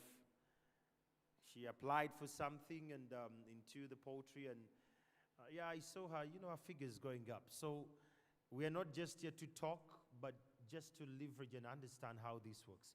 Now, I'll start off with, just to bring you to speed. Kampala has 57 slums, just so you know. So if you come from the 5 divisions of Kampala, it's more certain that you come from a slum area. Yes, you could come from a gated community. You could be a little bit safe, but your way to your home, what do you see? Ask your neighbor, what do you see on your way home? Ask your neighbor, what do you see on your way home? Now, that smile they're giving you is a clear indication that we all reside either in a slum or we pass through slums to get to our destinations, correct? And I'll start off with Dr. Muhumuza, leveraging and making sure that these slum or the ghetto economies could possibly spur to the next level. Dr. Muhumuza, from your lenses as an economist, what are you seeing we are possibly not doing right as a country, and how can we do it better? Thank you, Andrew, and morning, everybody. I want to believe I am in this meeting not just because of the academics or the practice, but also my association with the late Kisamba Mugerwa and the family. I knew him as an academic, but also as a politician, and many other things. We've worked together. But most importantly, and I'm glad she's coming in, Mama Kisamba, one of my first assignments out of university as a researcher from the economics angle was done jointly on a team that she was on. And it taught me how to deal with the multidimensional research aspects. I was the economist on that assignment, and she was the sociologist on that assignment. So we come really from far in the field of research. But that's exactly the point where I want to enter your question. I think one of the things we are not doing right is not to understand that communities are multidimensional. Quite often we go to them with financial services as an economic product. And you forget these have cultures, have sociologies, have religions, have so many things. The poor's lives are very complicated. But the information comes through, we sometimes think they have no money. But scholars have written books about portfolios of the poor and their money. When you really read these books, you begin to realize that the poor may not have money in a pot, and quite often we give them piggy banks, thinking that is where they should save, but they are actually saving in their networks. To a poor person, it's okay to sell their goat, open up their pocket, and pay a medical bill for a neighbor's child. Now for you from the microfinance, you think you gave them that goat to come out of poverty. Tomorrow when you go back, they have sold that goat to treat a sick child. Now that's how complicated their lives are. And the child may not even be theirs. But the child is actually of a neighbor, because they know tomorrow when I need money, I will go to that neighbor. So that neighbor's money is my money. So when you talk about the ghetto, and there are 57 of them, you need to see where are these ghetto people coming from.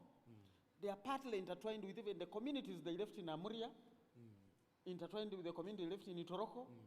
If those people need money, the guy can borrow the money from this circle and actually send it to beef up a business elsewhere. That's how detailed it is, that we're not just supporting the ghetto people here. It's a gateway into so many other poor people's livelihoods. Understanding that will help us tailor the products for them. And I think we are not yet there. Maybe I'll come back to add on that later. I love the fact that you bring out the context of God is given to help one family to come out of poverty, but it is then sold to help another community. When I come to you, Dr. Rachel, looking at all this, I'm grateful that you went to Witwatersrand University, because with that you could see a lot. You see the divisions where the poor are really poor and the rich are really rich. The minister here said and alluded to the fact that the principles of financial inclusion must be harnessed, and that is bridging the two classes, the rich and the poor. How best can we engage that? Thank you, moderator. You bring about several aspects there, quite salient factors. In every society, you're going to have the haves and the have-nots. Yes, absolutely. But, and what the minister is saying, can we reduce the difference between the haves and the have-nots? That will not go away. But coming down to your question and my observation, even in South Africa, where it's worse than what it is here, we need to begin to look at the have-nots, and that to say the slum dwellers, as people who play an important role in the process of development. For as long as we're going to look at the poor people or the have-nots as people who are a problem in society, then we're not going to sort that out.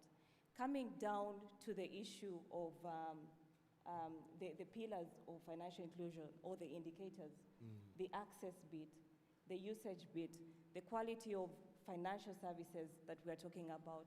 And today we see that microfinance is a point of opportunity to begin to leverage on that and the opportunity it brings for the poor people or the slum dwellers as we speak, to begin to look at them as you're not going to only focus on businesses or starting micro enterprises, but can you begin to expose them to the wide range of financial services that is going to help them to also participate in the process of development, but also to understand money better.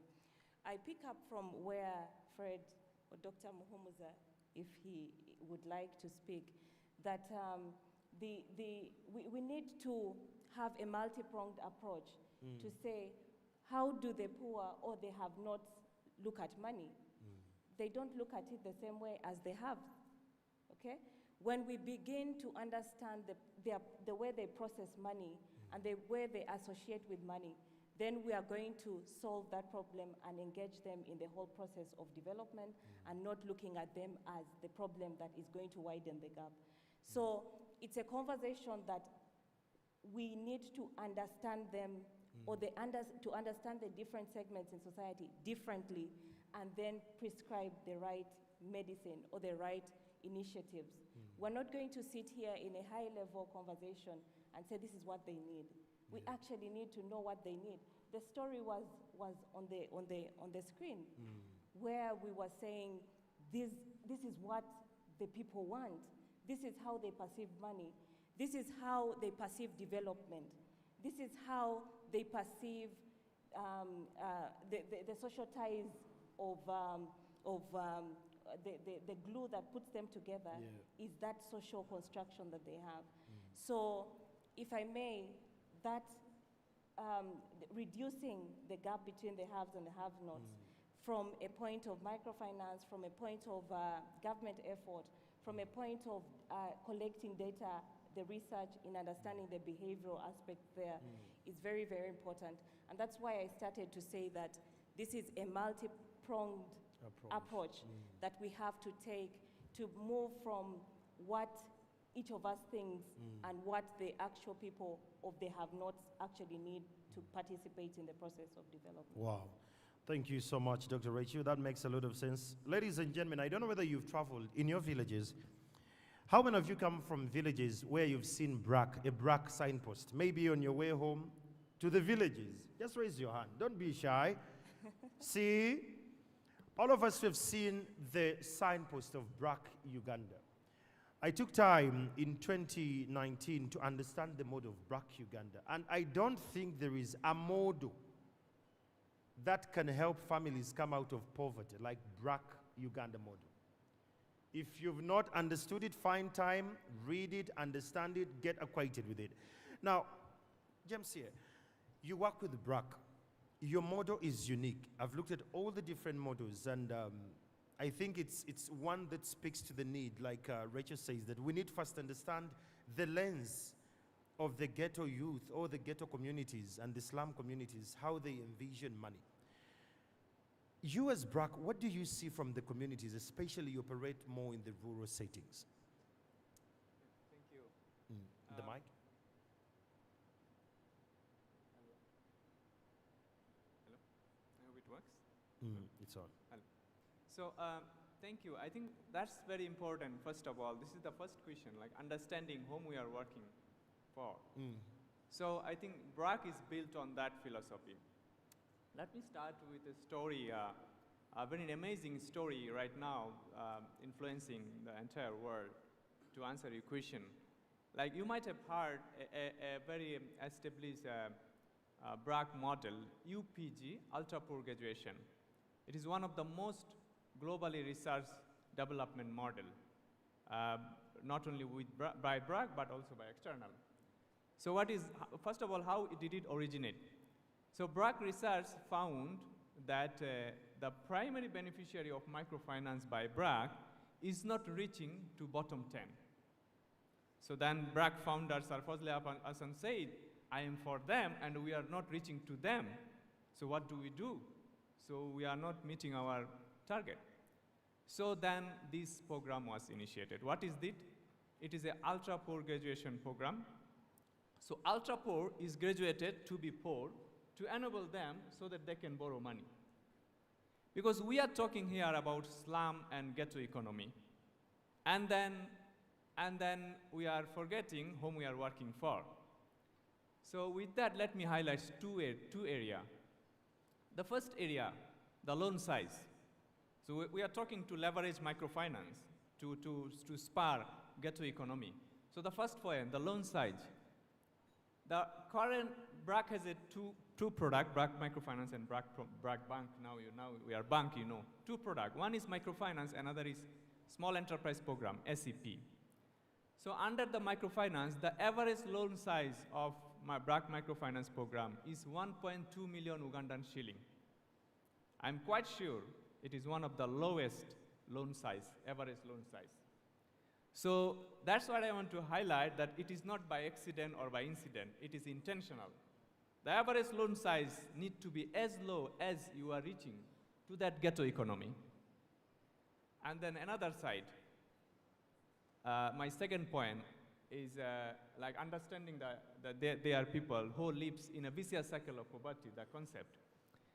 So addressing one aspect of their problem is not enough, which both of my panelists have talked. So that's why we have a research, even in Uganda, like what we did, we made 4 arms. In one arm, we served only microfinance. One arm, only agriculture. One arm, only health. And then one arm, microfinance, health, and agriculture. We found statistically significant difference when we leverage with microfinance and other. With my second example, I will finalize my point. The gender dimension. You know, BRAC started the mobile money product, BRAC Uganda, BRAC Bank Uganda. So what we did a research that the loan we give through mobile money, the cash, in place of cash in hand, we give through mobile money. We found significant difference and better performance of the small business holders, business owners, because they are using money through it is all women. So here comes, the name of the research is like resisting household pressure by mobile money. So if you just give money, it is not enough, because he is not only problem with health and problem with education, but also the gender dimension. So the policy implication is that the MFIs should be careful enough to what level of people they are reaching to, and they are still calling themselves MFI. You see, BRAC recently have a partnership with MSC. I'm proud to say that. Why did we partner? Because MSC is reaching to do those grassroots people, and BRAC has multi-sectoral program. And we are conducting a research through MSC and BRAC to understand the gender dimension of BSLA, which is very important. And the second policy implication is that as much as we can leverage with microfinance, we amplify the impact of microfinance. Thank you. Thank you so much. That is James from BRAC. Doctor, when he was presenting, I love the fact that he hinted about something called gender inequality. Most of the campaigns and the strategies that have been laid, especially to spur the ghetto economies to come up forward, they have basically looked strongly about the women. And it's not a lie when you go to the, I'll find some time with you and possibly work with you in a place called Chinamwandu. It's a ghetto area where they cook food that is served in the arcades in Kampala. It's most women, and when you talk to them, they will say, I got this maybe from Microfinance Support Center, and the other credit facility givers. The gender equality issue, when it gets to spurring ghetto economies to come forth, how do we achieve that the men are not left behind? Because the women will be empowered financially, but the little they will make, when they get back home, the men are going to actually use it to go take drugs and, waste it. Even at times it causes gender-based violence. So how do we deal with the issue of gender equality, especially in finance? Yeah, thank you.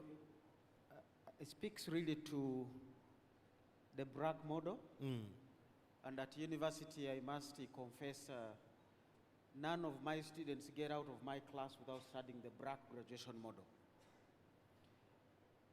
What are we saying here? That blending the practice with the academia, and I think that's one thing BRAC has done well. They have a whole university. BRAC began as a microfinance, but they realized the need for knowledge generation. And quite often you may think you are helping the women. But as I hinted on in the sociology and culture, the men will now abdicate all their duties and say, I see you work, why don't you pay the fees? I see you work, why don't you do this? Now before you know it, you thought you were helping the women, but you see they are not making that progress. But because a lot has been heaped onto them, so even their journey out misses the point now. Gender is supposed to be looking at both sides.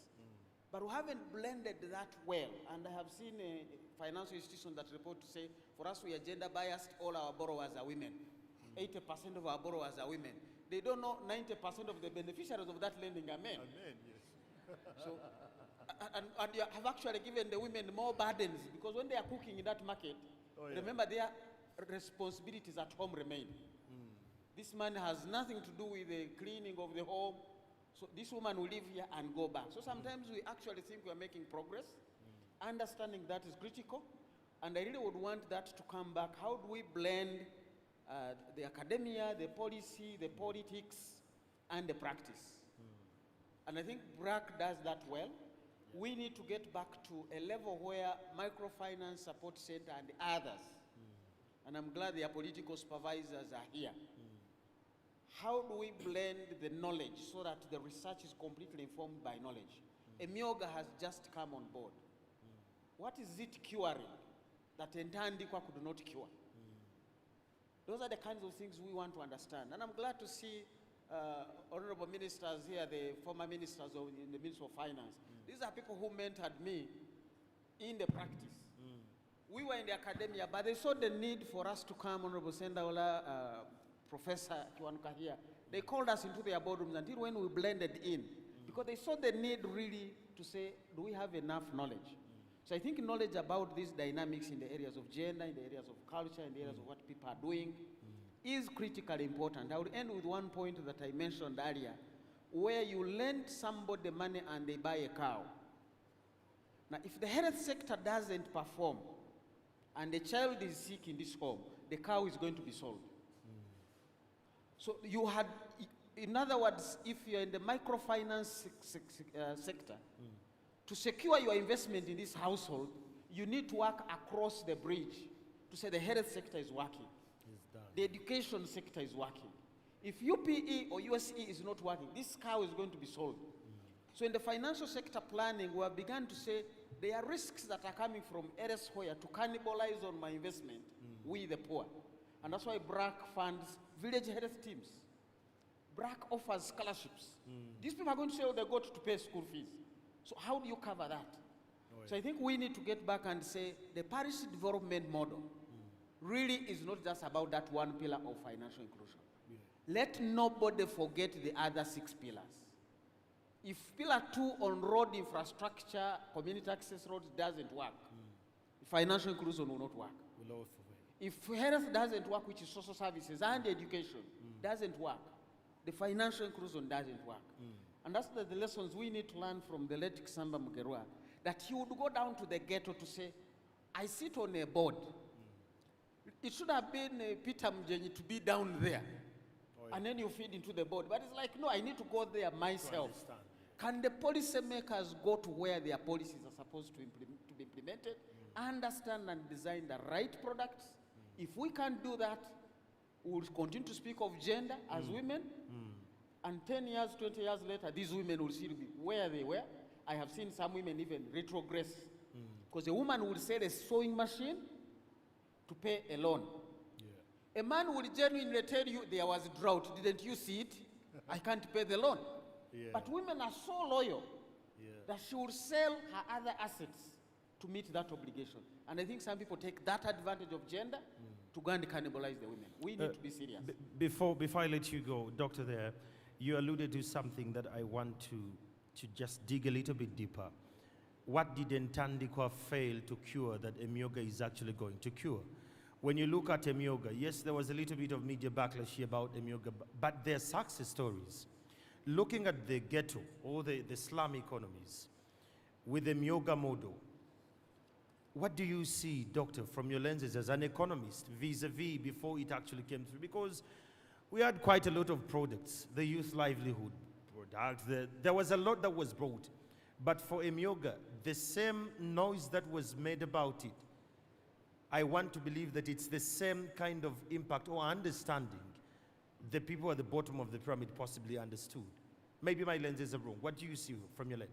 Yeah, I think from my perspective, it's a question of which parameters do you use for success. And it's a message to everybody involved in microfinance industry. Yeah.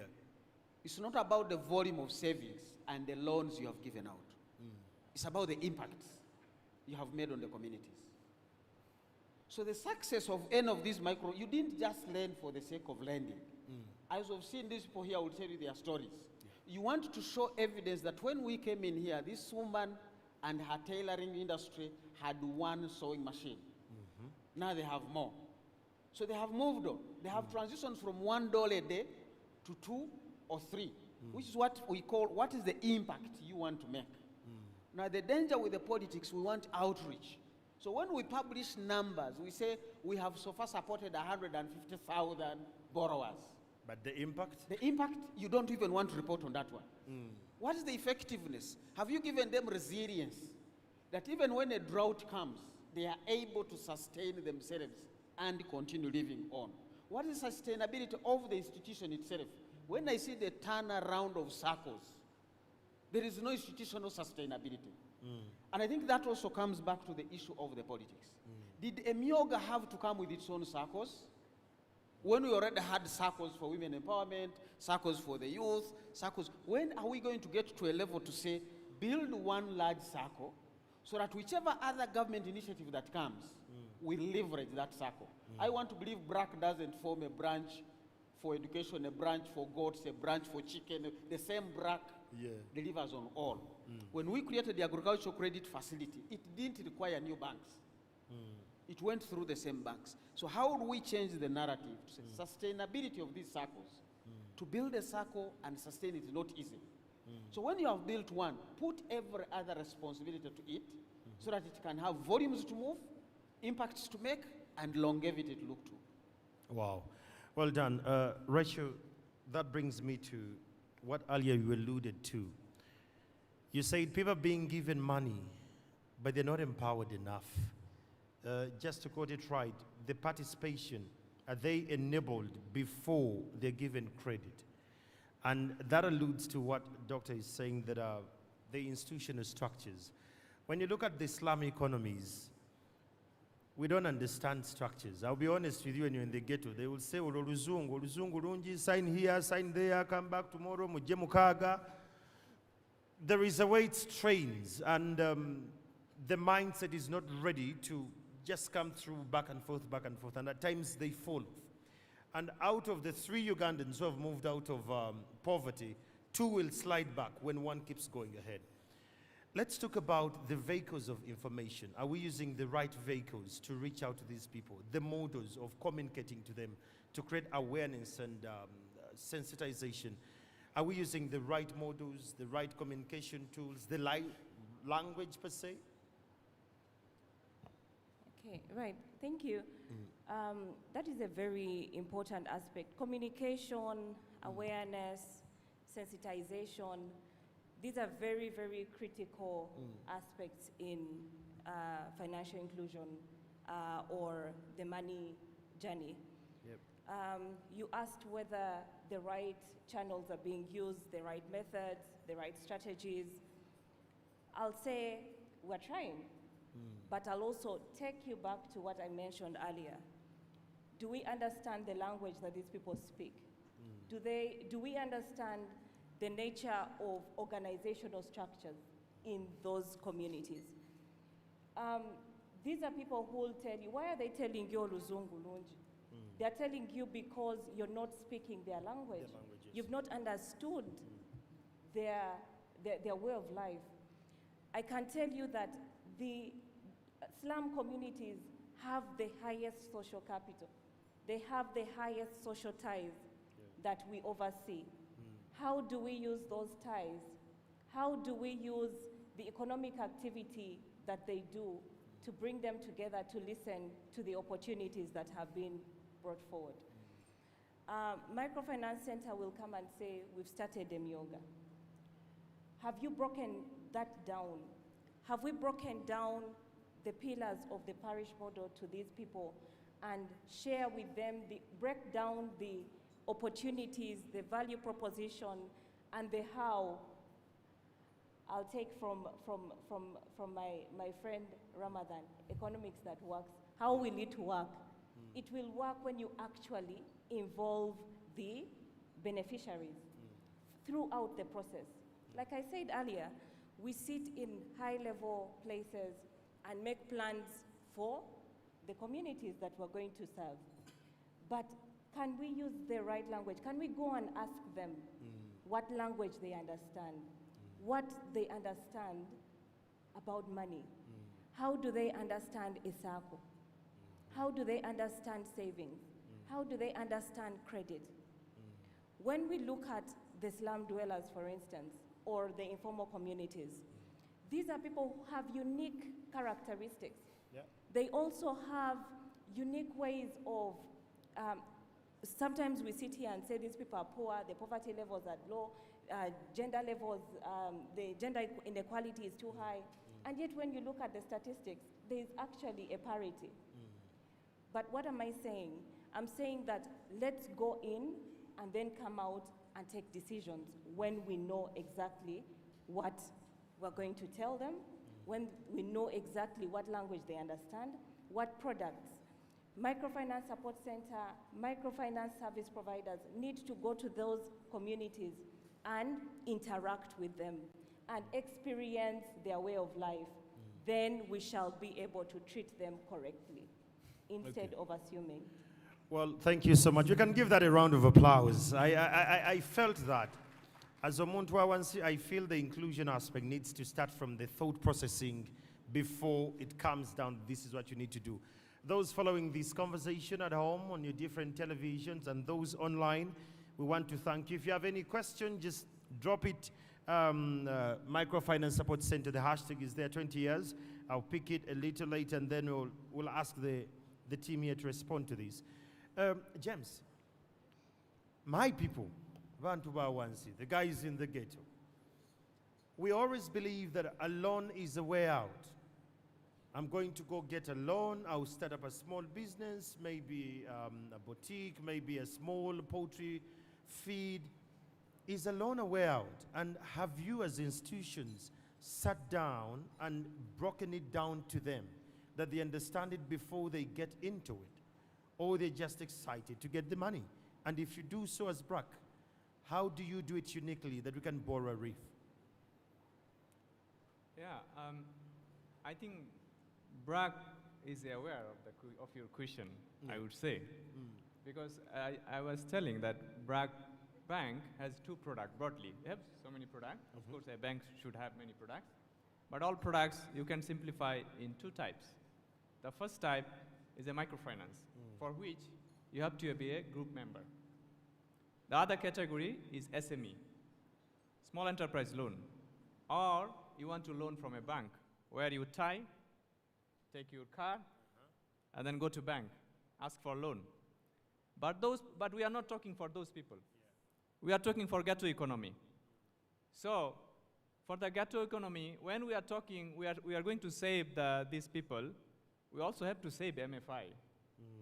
So to get those people microfinance, for the microfinance that level, it requires to be a member of a group, because those MFIs also need security of the loans. So BRAC repayment rate is 99%. Some of it is it should surprise. You can't like reaching to repayment rate 99%. In what case it is possible? It is the selection process. It is the repayment culture. It is that you are serving the right people with the right product. When it happens, they will also be grateful, and they will be also responsible to repay those loans. So as you definitely like BRAC. If I bring that back issue of the UPG, ultra poor graduation, we serve one people, but it follows a household approach. Because even a person with disability lives in a household. So when we measure the poverty, all those things, the measurement of the graduation process, those assesses both the individual indicators and also the household poverty and other welfare indicators. So I think both is important. You have an African proverb that if you want to go somewhere quick, go alone. Oh, yeah. But if you go long away, go in a team. So both is important depending on the situation. Okay. Thank you so much, James. Dr. Fred, now this brings me back to how we are organized on the ground. We are in clusters, groups. You'll hear a lot of association when you get in the ghettos and in the slum economy. When do we graduate to cooperatives? Can we actually graduate to cooperatives? And what are the benefits that are there? Because oftentimes we talk as circles, we talk as groups, but we never want to graduate to be cooperatives. Is it something that can work in our generation? The minister was here and he alluded to something back in the days when some of us were not actually here. But now in our generation, we have overly been in groups as financial groups.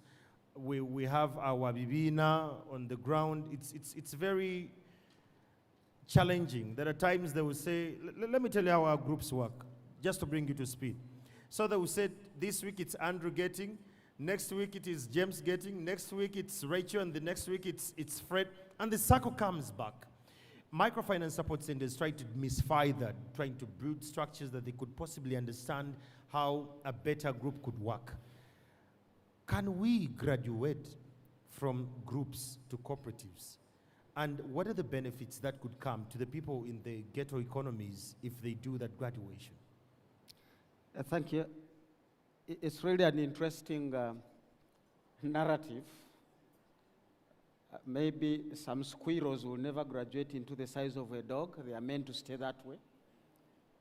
But in medical practice, and this is why I cross things, they have things they track really for growth. Height for age, weight for age. This child is growing, but is the child normal?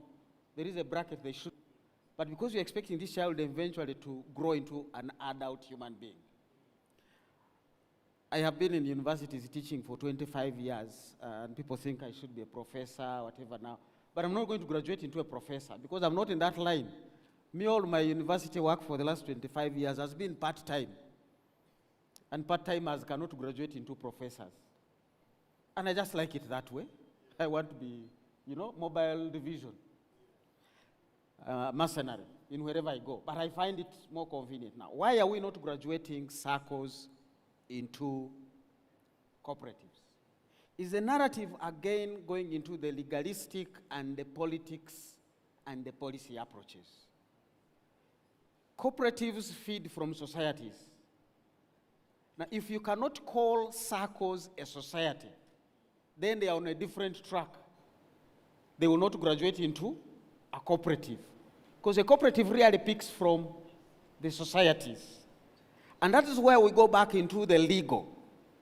That most circles are registered by the Ministry of Trade.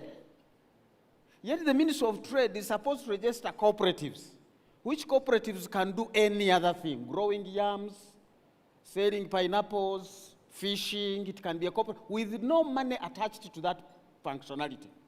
But the moment a cooperative decides to go into the money business, then it should be licensed by UMRA to become a circle. But remember now, because it originates from the cooperative side, then it has sure trajectory to grow into a cooperative. So it's a legal issue that we need to address, because there is no way we will secure this multiplicity of circles if we can't allow them to collate at a certain level into a cooperative. I grew up on coffee, but me and my mother and my father, we belonged to a society that became a cooperative, that became a bigger thing, and eventually there was a cooperative bank. Now I hear people want to start a cooperative bank without cooperatives and societies below it. So the knowledge needs to come back, and I want to get back to the issue of data and knowledge. How many circles do we have? If they were societies rooting from there, we would know them. But now we can't know. And I think that is where I really cherished the legacy of the late Kisamba Mugerwa. His NPA board was executive with 5 members. But he said, I cannot make some of these decisions with 5 members.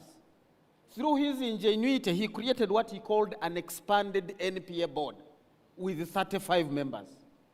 Now you can imagine what additional wealth he would get before any decision was made. So I think we need to resolve some of these legal things. We are not going to succeed with everybody forming a circle. Now you are just, this is our rotational circle here. What you've forgotten, I would be in another circle of border riders, and we're also doing something else there. I'm also in the circle of Fathers Union. We're also doing some, I get overstretched.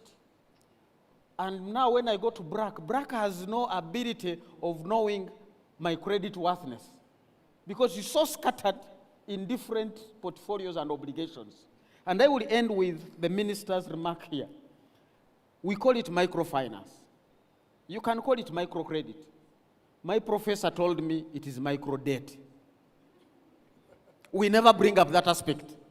You think you're helping them, but actually majority of the money lenders are looking at, now you owe me money interest. The minister here mentioned his budget includes 5 trillion of interest payment. I want to believe Honorable Senda here is wondering, what is this? His entire budget was 5 trillion, or less than that.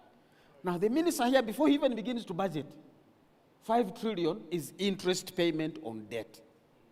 So the moment we begin to say, are we not over-indebting the poor? Are we really giving them the money to trajectorily move out?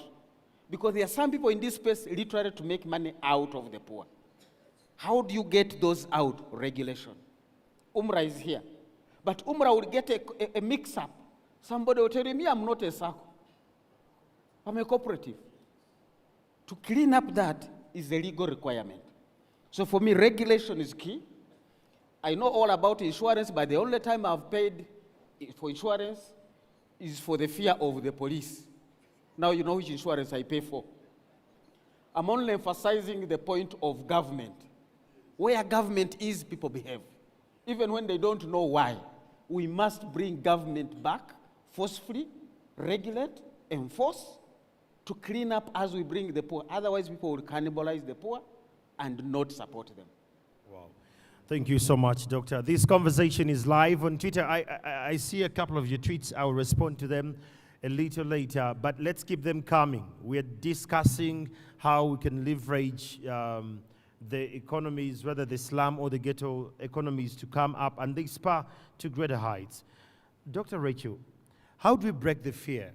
Someone on Twitter has just sent a very, very critical tweet, and just to read exact words.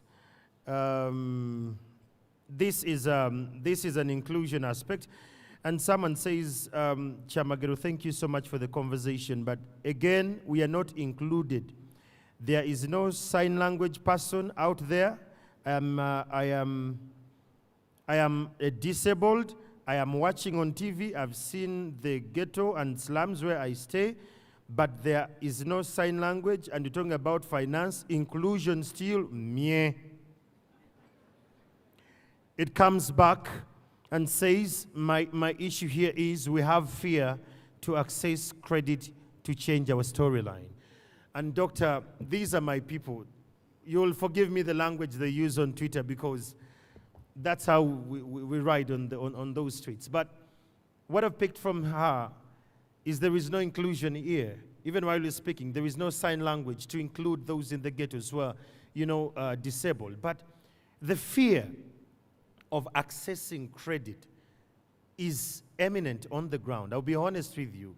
The way the banking halls are designed, the way the loan officers dress up and the language they speak, the ambience when you go in there, the way these, the bank attendants talk to you, you seem to be an alien in that particular banking hall. So how do we make sure that these facilities are user-friendly for us, Abantu Bawansi?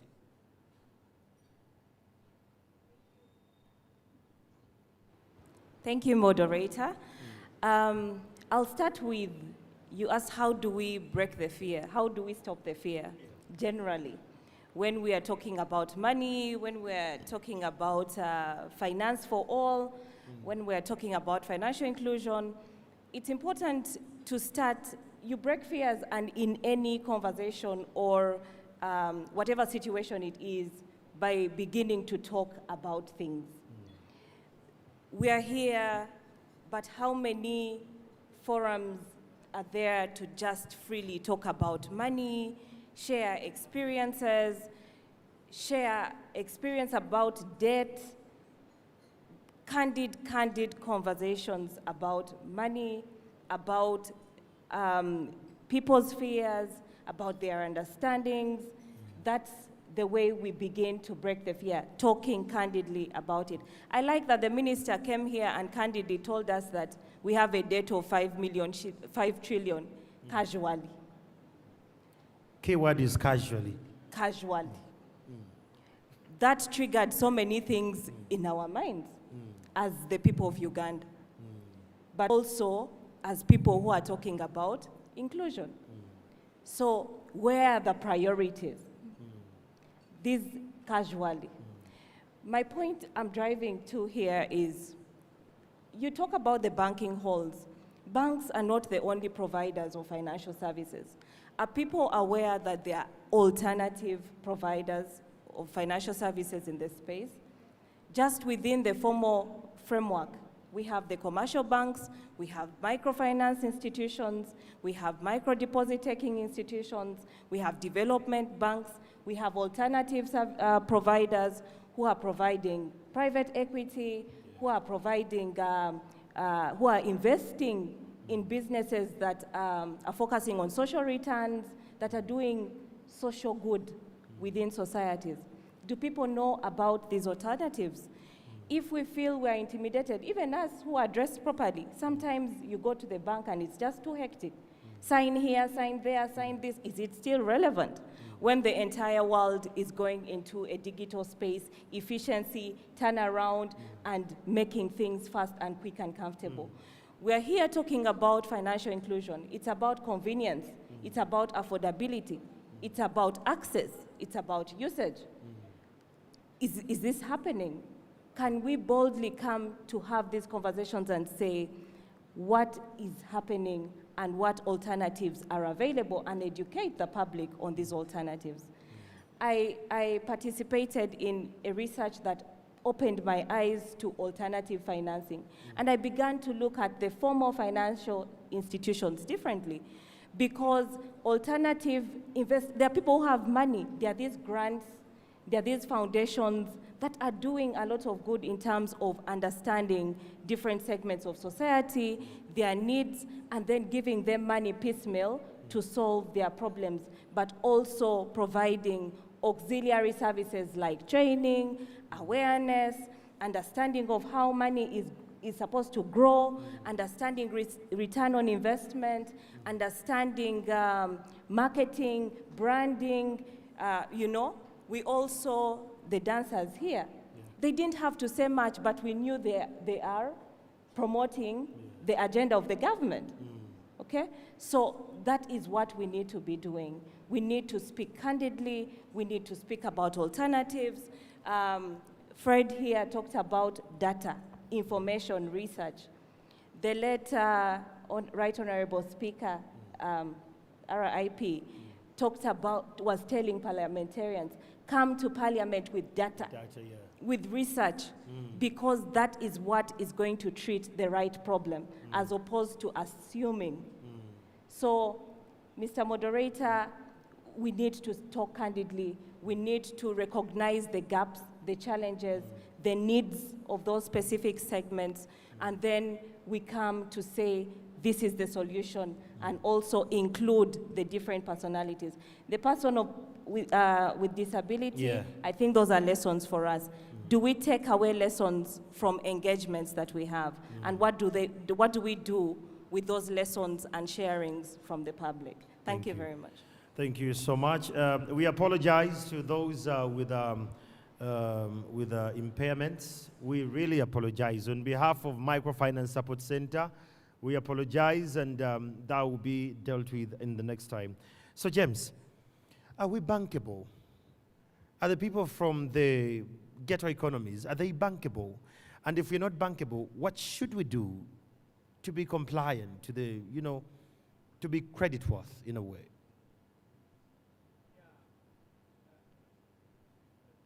Your mic is off. I think it's okay.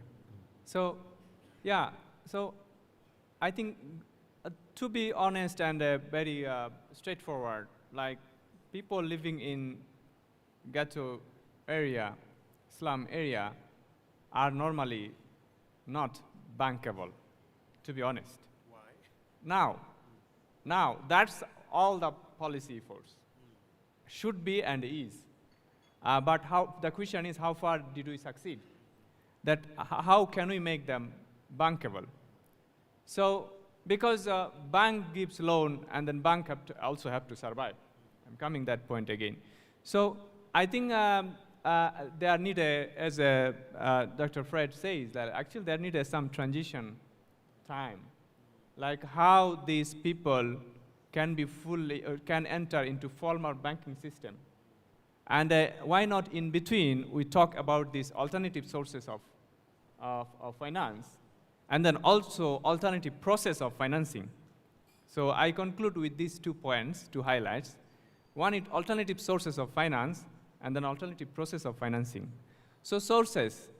So for people living there, for them need an alternative sources. Talk about VSLA, talk about microfinance, but again, don't forget, BRAC average loan size is 1.2 million only. Can MFI go to that down? So that's not easy by any MFI. BRAC did it, but that's kind of a learning point. So go to that low to them, to their door, and make a your product, your financial product in that way, so that they can get it. The second point, the process. We did a study in Liberia. What we did, a group of SME owners, we just gave a loan.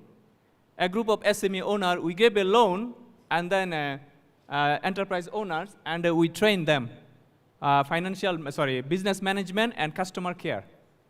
We found amazing difference.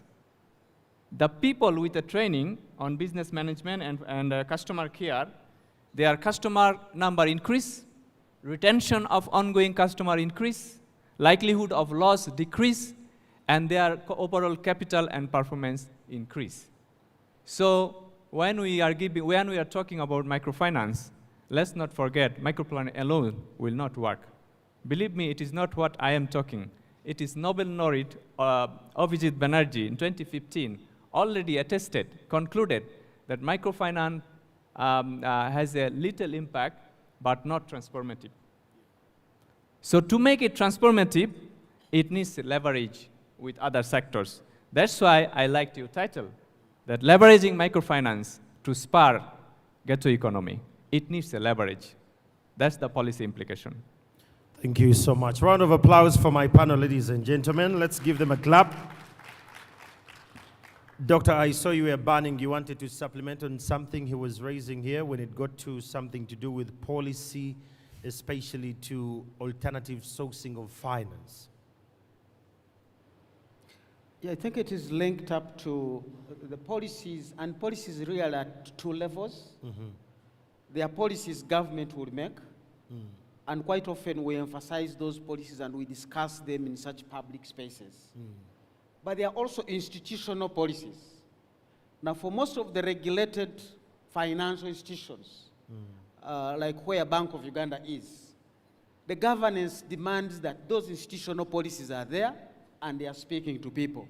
And I think James raises an important point. Quite often, customer care is never profiled.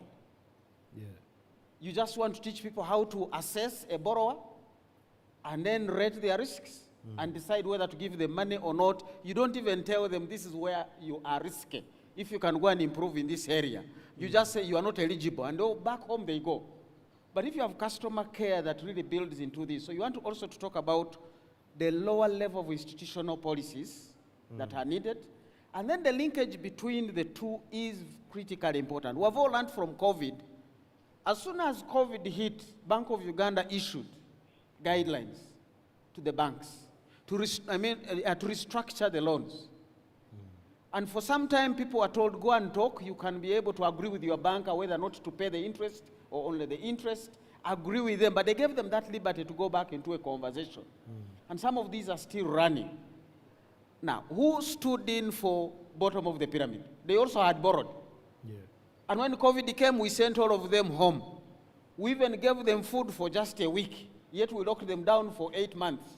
What happened between them and their lenders down there? We have no idea. So some of them may never recover. So even as we talk about alternative sources of funding, policies do matter. As I've said, regulation is critical, but policies are even more important both at the higher level, but also at the institutional level to manage the relationship between the borrower and the lender. I think we are missing a lot there. And all we are interested in is pumping money into these villages. Government releases another trillion. Government releases another this. Sustainability of these institutions. Thank God, MSC is celebrating 20 years. If I can go back and find circles that MSC started with, how many are available? So are we interested in the sustainability of the institutions? So a lot of work needs to be done, really, before we even sign the first check. If I was Minister of Finance, well, the Minister of Finance is the President, and that I'm not about to be. But we can have this conversation with him. Before the money is signed off, these are the things that need to be put in place if we are to get the impact that we really need. Okay. Ladies and gentlemen, the hashtag is MS@20. That is on Twitter. I'll pick some of your questions and we shall proceed. One person here says that very great conversation, but will we have these conversations in our local languages? Again, you've not addressed the issue of inclusion. Muri muruzungu. I want to request you, my friends, trips, wherever you are, I understand your concerns, but let's be a little bit, civil. Okay, someone here says, good to have you, Andrew, there. You indeed understand what we go through here. But my question is, if we are to address the issue of financial inclusion, can they change the model from send a cow to empowering us as a family unit? I think that's just a compliment. And I'll get back to the questions on Twitter. The hashtag is MSC@20. It's 80 at 20. I'll pick some of your questions from there. But if there are people who have questions in here, my brother Mlondo is here. The mic is going to be going around. Brian? The mic is going around. If you have any question for our panelists, this is the time. It's a Q&A. Just raise your hand. You tell us your name and where you're from, and you ask a question. Thank you so much, moderator. Thank you so much, our panelists. And thank you so much, everyone. Ivan Asimwe, the General Secretary of Uganda Cooperative Alliance. Before I make my comments, I would want to correct you, Mr. Moderator. You asked a question that when shall a SACCO graduate into a cooperative? And I got touched. A SACCO is a savings and credit cooperative organization. It is a form of cooperative that provides financial services to its members. I wanted you to get it very well. And I also had a doctor trying to get an answer to that, but he was not clear because a SACCO is a cooperative. I think that one is clear. Fine. Now, first of all, I want to thank MSL for the support in regards to financial inclusion. And I want to thank the government for the PDM. This morning I was on TV talking about the role of cooperatives in the parish development model.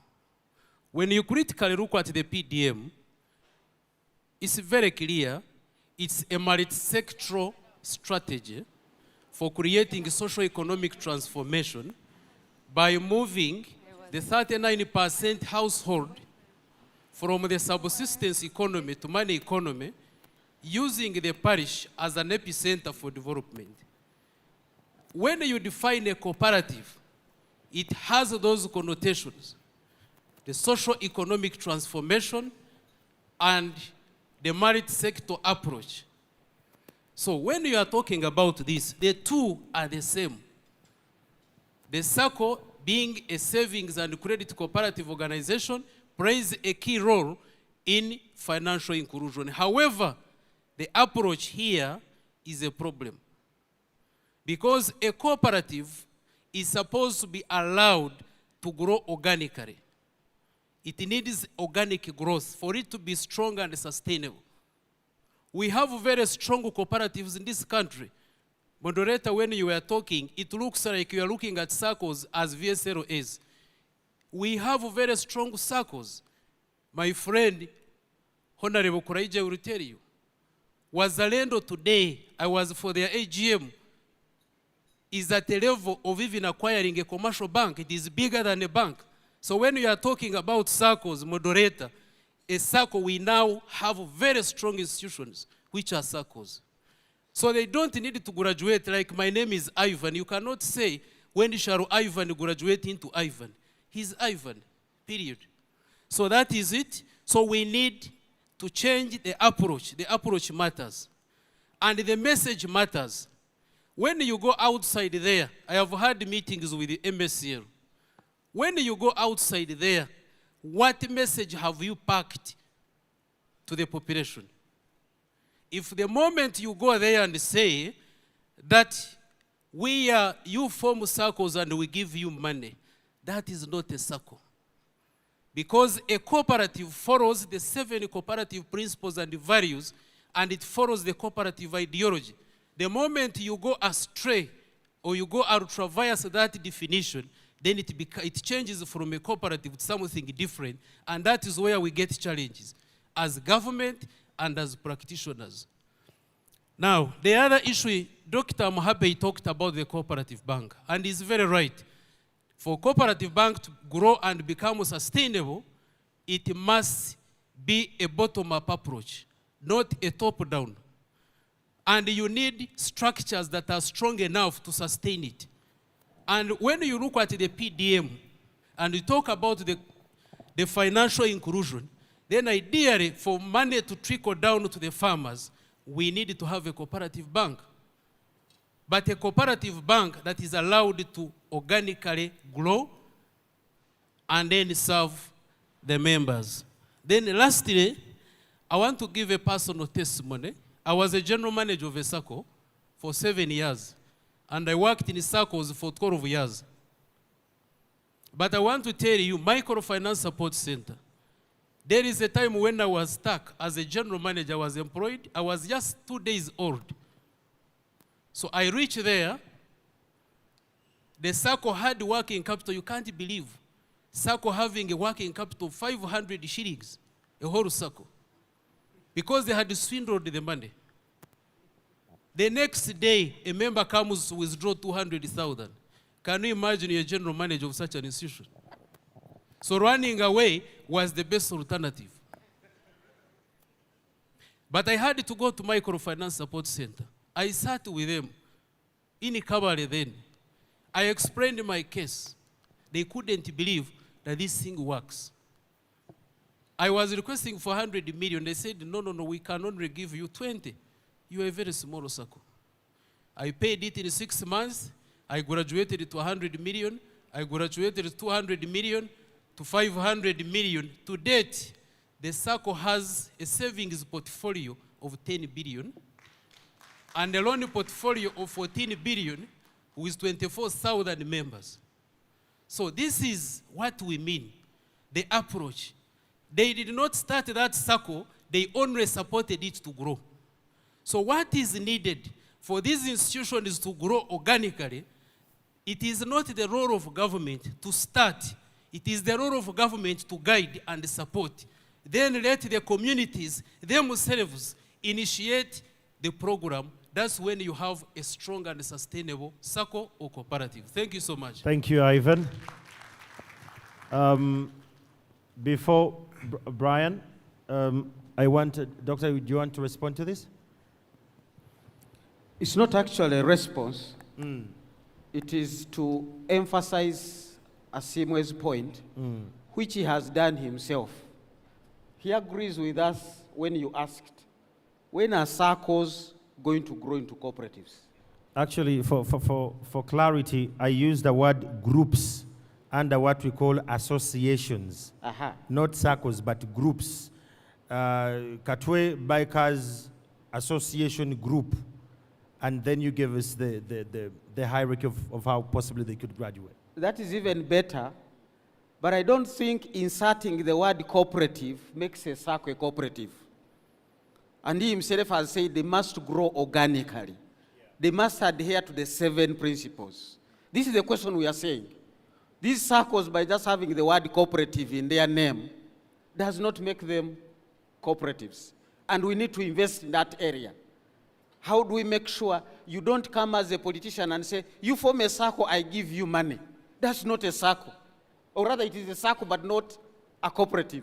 So we all agree with him. We have an issue. When are SACCOs going to grow into cooperatives? Adhere to the 7 principles, be formed and grow organically from societies to a cooperative and now into a cooperative bank. Until we address those issues, we'll walk around with things that call themselves cooperatives when they are actually not. Okay. Thank you so much. And just to be clear, I am aware that Exodus is equally doing good, the one of Uganda Police. Wazalendo is doing good as a SACCO, and there are other remarkable SACCOs in this country that are at different layers, and I agree with that. Brian, where is the next question? Brian Afande has a question here. Oh, okay. Good afternoon. Good afternoon. My name is Victor. I'm into media, and one of the panelists raised an issue of dissemination of information. From the media perspective, we have a challenge that most of these, the players in the financial inclusion endeavors, sometimes they are, I wouldn't want to say aloof, but they are hard to reach, hard to approach, and I would request the leaderships of maybe MSC and other players in this sector to avail avenues where the media fraternity can work together with you to come up with comprehensive information programs that reach down to the people that they are supposed to serve. Then my other issue or question goes to the doctor, the lady from the Securities Exchange. I believe Securities Exchange plays a big role in the development of the economy. And yes, we are championing saving, but where is the money going to go after saving?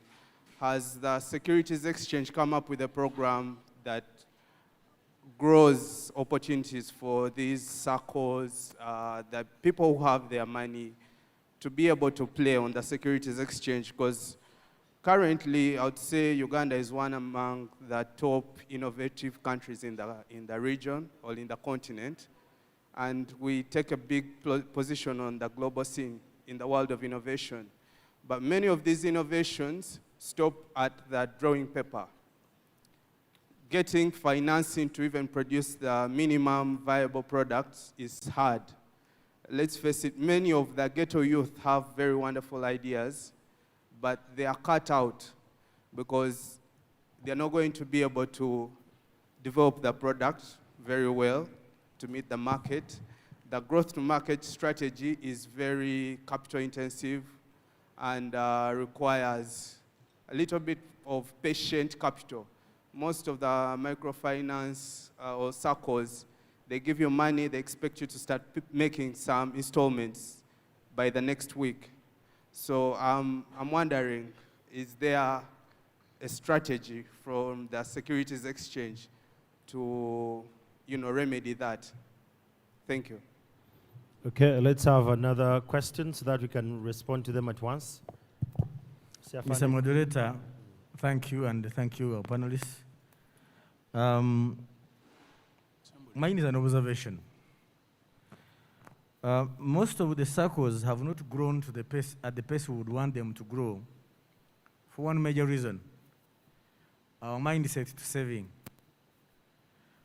Actually, the attitude of many Ugandans is of reception. They expect to receive, not to save. And that's why every financial inclusion approach from the Bonabagagawale, name them, is reception. Nipe. None wants to deny himself or herself a coin for another day. And if I were the chart, I would draw for you that majority of the circles, if they are imagine they are a basket, what comes in is a small, very malnourished rod that brings in money into the circle. And the exit is a very huge tarmac road, meaning people are simply taking out of the circle rather than bringing in.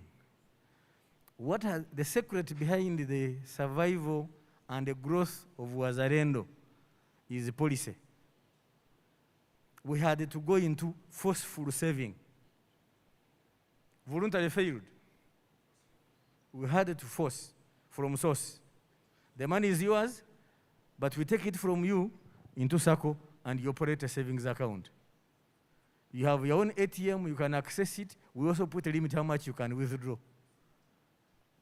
so that the circle can grow. And now that's why we are threatening to have a bank. So the challenge to Dr. Muhumuza, who talks to us most of the time, and to my brother from cooperative, can we take the gospel about saving a notch higher? To expect, and that's why the notion, Dr. Muhumuza, you hear, form a circle and I give you money. The desire is you want these people to access money, yes, but you can't give it to an individual. Hence the reason you encourage them to come together. But some come together conveniently so they can access this money you have brought in, and the end of the circle is there. Until we deal with the mindset, we are in a vicious circle. Thank you. Thank you so much. Let's give that a round of applause. The mindset is a key issue.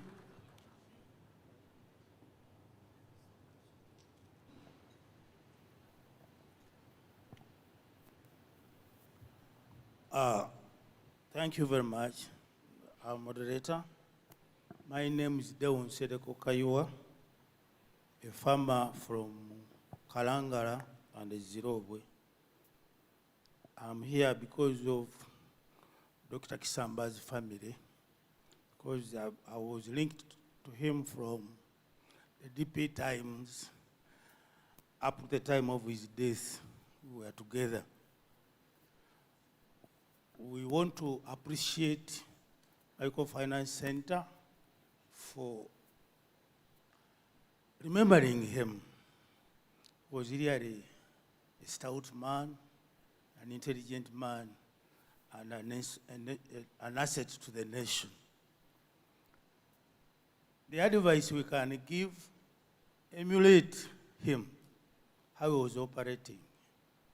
He was down to earth as a person. He was a farmer, a real farmer, at his home, who could sit down with the farmers in their small gardens and eat with them and give them advice. He was not a pretender. He could advise how we should develop. In your systems, I tried to follow, because I've been chairman of Cooperative Bank. I was the director of Coffee Marketing Board and East Mengo chairman. I'm a cooperator. So if we have to succeed let us organize our system, particularly the microfinances, with linings to organic, to natural cooperation. Let us assist these people to plan their individual lives. Let us not give them money because they have written a proposal. Let us try to look at their families. Let us try to include family planning in our systems. They are writing very good proposals with 30 kids behind, with several women and so on and so on. Can we be an instrument of change to them? This is what Kisamba was telling them. Please, mwelabirire. Ntandikwa for what? This money, why do you want it? Where do you want to be in 5 years, in 10 years as a family? These circles complicate issues. They circle, they keep together, but individually, let us go down to these people, what they are doing. In Nicaragua, where I am, we are now on palm oil, but it's changing the society. Everybody is singing palm oil. Can we find alternatives, the crops which can grow and bring in money quickly, but at a long time also?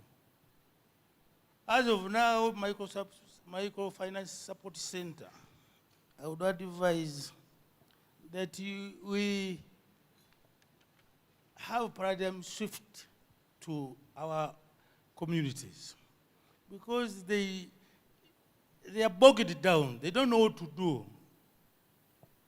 You are giving them money, but for what? What are the skills down there? What are the activities down there? For example, in Bamunanika, where I come from, what is our production? How are the individuals surviving? Cassava, Monde, are they really break-even at a family level? Microfinance Support Center, I think we must go at that level. Sit with these people and see how we can go. Otherwise, thank you very much for remembering my brother. We should do it, I think, annually, and translate his works. He wrote good books. What I saw here is just a small thing of his mind. Try to put it in Luganda, any other language. He has a lot of knowledge. He left a lot of advice. Thank you very much. Thank you so much, Mosaic Kaiwa. Round of applause for Mosaic Kaiwa. We could have a question from this side as well, and then we shall respond to that and we call it a day. Yes, boss. Thank you very much, Mr. Moderator, and I thank very much the experts that were brought to our guidance in these discussions. Dr. Mumuza, you are really doing a good job, and I would wish you to add that one who does not know where he comes from, where he is, cannot know where to go. We have to study the genesis of our country since its independence. And I have had the idea of what we call cooperatives as a form of business organization, compared to other forms of business organization like a partnership, like companies, and like corporations like Micro Support Center is a corporation initiated by government after analyzing the problem for microfinance for the benefit of the common person who is an active poor. I think we need to look at Uganda as a country since independence compared to other countries like Tanzania, Kenya, and even our colonial masters who developed this idea of cooperatives in this country when they were still here. The cooperatives were initiated by colonialists as a result of us having identified the problem.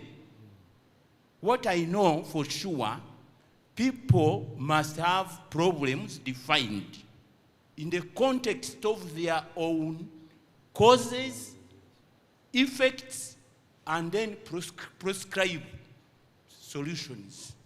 Dr. Muhumuza, I think you are there. Now, Uganda's problem since independence has been what? So that we can define the problems in the context of microfinance support center to address government policies as a pace setter. Government is a pace setter. And I was listening to the minister, who is a minister for finance and economic development. What policies does he have for an institution like this, which was established by government? We are glad today Micro Support Center has organized a function for us to remember our veteran politician, Kisamba Mugerwa, Dr. Kisamba Mugerwa. I knew Dr. Kisamba Mugerwa personally. I worked with him, and right from his birth to the time he died, I was seeing a man who had the conception of what Uganda should be. He was at one time a minister. He was at one time the chairman of the planning authority. But we are recognizing him today because of his last stage, where he worked in the Micro Support Center. And we are here because Kisamba Mugerwa made his fundamental contribution in the Micro Support Center. Why? Because wherever he worked, he was not in authority to determine the right policies. He went, as the minister informed us, he went to the Microfinance Support Center at his serene stage, and he wanted his dreams realized. And we are here today to remember him. That means if we had problem definition at independence, and we had the right prescription of policies, such a policies that created cooperatives in the initial stage of the colonialists, we would not be talking the way we are talking. I come from Masaka, where cooperative movement had gathered momentum. I looked at my brother, Gerard Sendaula, who was Minister of Finance at one time. And he created a program called the PEEP, Poverty Alleviation Program. What can we say about it today? Today we are talking of parish development model without considering why PEEP failed, why Emyoga have failed.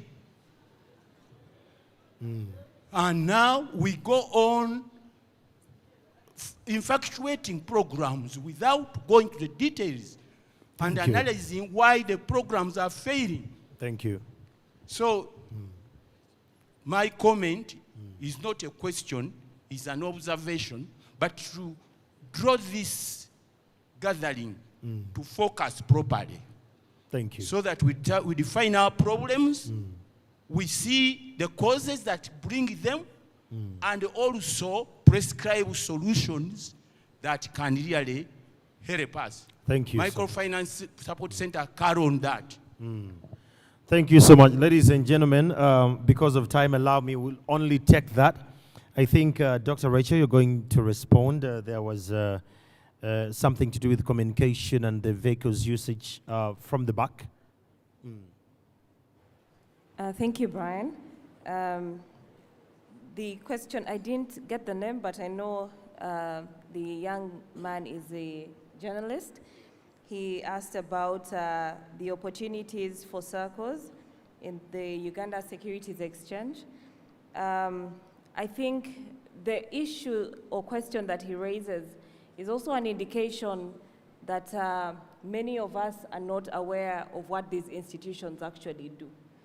The Uganda Securities Exchange is an entity that provides investment opportunities for companies to list, raise money, and of course there are plans to how do we engage the smaller businesses that are the majority in this country, and how do we expose this opportunity for them to raise money.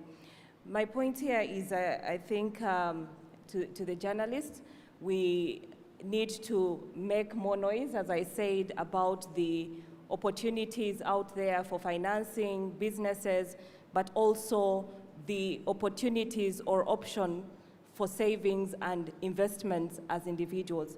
And the Uganda Securities Exchange, or the investment space or the capital markets, provides an alternative or option for investment, and also an opportunity to secure a financial future of individuals, but also an opportunity for institutions or companies to raise money. So I think a lesson there is we're not shouting out loud enough as entities that are supposed to support the savings culture, the attitude, providing information, and also the lesson there is to encourage entities to work collaboratively or create partnerships that are going to foster this conversation further, and seeing impact therein. Okay, thank you so much. Dr. Fred, what are your parting shots? I think a parting shot is really where we need to begin. Mm-hmm. We have heard from many people that the late Kisamba Mugerwa represented and reflected many faces. He was minister, he was an academician, he was chairman of NPA. Why have we picked on MSC? But even in MSC, why have we picked on the ghetto? And so going back to where his passion was, you saw him go down to the ghetto. I think it speaks to, are we really addressing Omuntu wa wansi? I think that's what he really wanted to understand. And has come out of this conversation when somebody says, you have no person for sign language, already giving us an idea, we don't know Omuntu wa wansi, we didn't provide for them.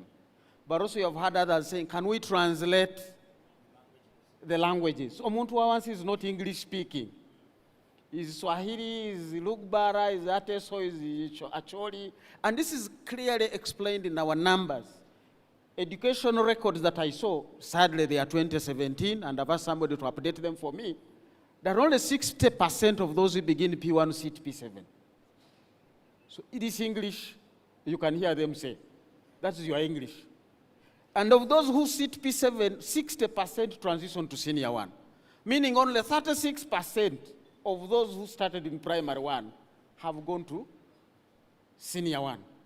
But those are the people we must design these products for.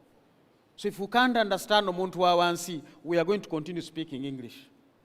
And I think this is the challenge for me with MSC. Champion beyond your space, generate the knowledge, generate the products that can really serve Omuntu wa wansi, even if they don't have to be implemented by you.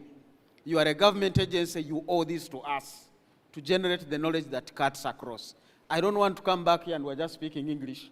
I want to hear those messages to say, on that day, you really brought him back to life to us as the ghetto people. Thank you.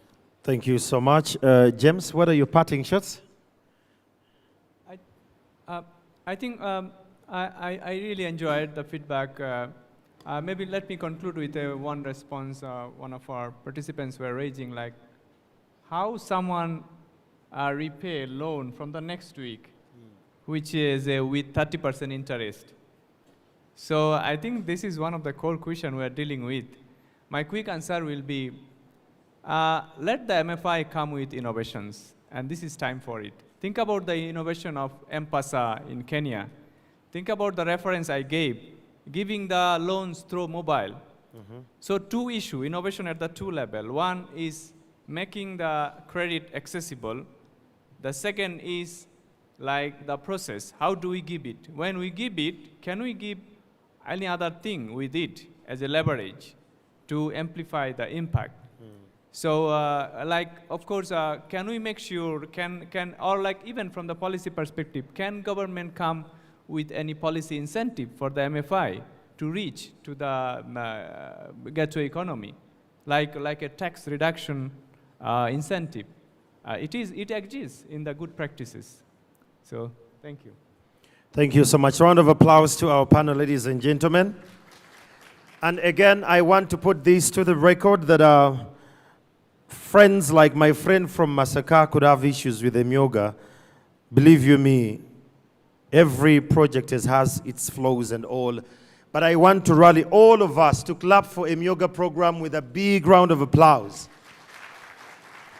As a journalist, I've traveled this country and I've reported some stories about the Myogas. And indeed, where there were flaws, they were rectified. Where there were issues, they were addressed. The whole issue was to understand how best we can deal with them. And I think Doctor brings it much more clear that we need to know what kind of disease are we treating. The diagnosis has to be right for us to address it well. I want to thank the Microfinance Support Center for this day, as we are remembering Dr. Kisamba Mugerwa for all that he did, not only for us, Abantu Bawansi, but for the country. In respect to that, I request we can all stand up just for a moment. Let's stand up to recognize this moment. Let's all stand up for a moment. Let's pay a moment of silence to the soul of the late Dr. Kisamba Mugerwa. And may his soul rest in eternal peace. Good afternoon. You may resume your seats. Thank you very much, Omuntu Wawansi. A big round of applause to our panelists. Thank you. And I can guarantee you, I think after here, we have to go and do the work. If you forget anything, please remember this. Champion beyond your space and generate solutions. Yeah? Do what? And generate solutions. So if you've forgotten everything that has happened here, at least carry that. I want to welcome the family of Dr. Kisamba Mugerwa to come.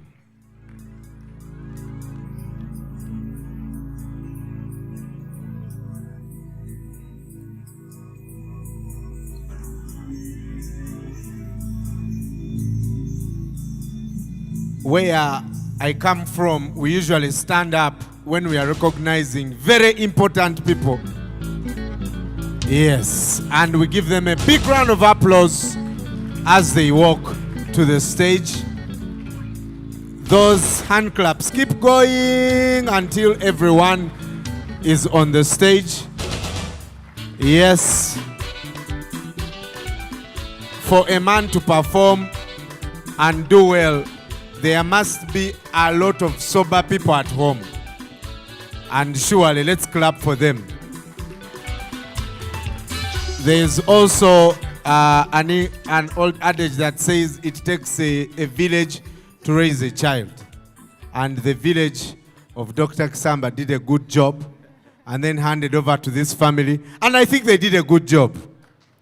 Let's now listen to the villagers who raised well. Thank you. You can sit, ladies and gentlemen. Good afternoon to you all. The first thing is to make introductions for the people who are in the family of Dr. Kisamba Mugerwa. Let them just introduce themselves first. Good afternoon. My name is Agnes Kisamba. And I'm Miriam Kisamba Bwenje. Esther Kisamba Bwisho. My name is Jacob Kisamba Chigund. I'm called Grace Bwenje Bunanuche, and some of our friends, sisters are not around. Good afternoon, I'm Michael Wisho. Good afternoon, I'm Elsa Nachibuka. Good afternoon, I'm Joseph Kawama. Thank you very much.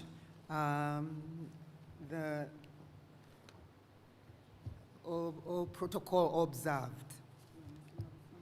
And we are Good afternoon. I have already greeted you.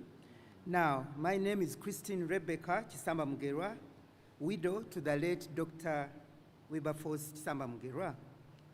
On behalf of the family and myself, I thank the Almighty God for the gift of life and for bringing us here today to celebrate the legacy of my late husband. Let me take this opportunity to thank all guests present for honoring the invitation to participate in the recognition of his work. In particular, I thank all his friends who are here, like Professor Chiwanu Kasemakula, Mr. Deon Sereko, who have comforted the family since his demise. I'm very grateful to the board, management, and staff of the Micro Support Center, Uganda, for having planned and organized this wonderful event, which has given us an opportunity to honor and remember the industrious life of my late husband.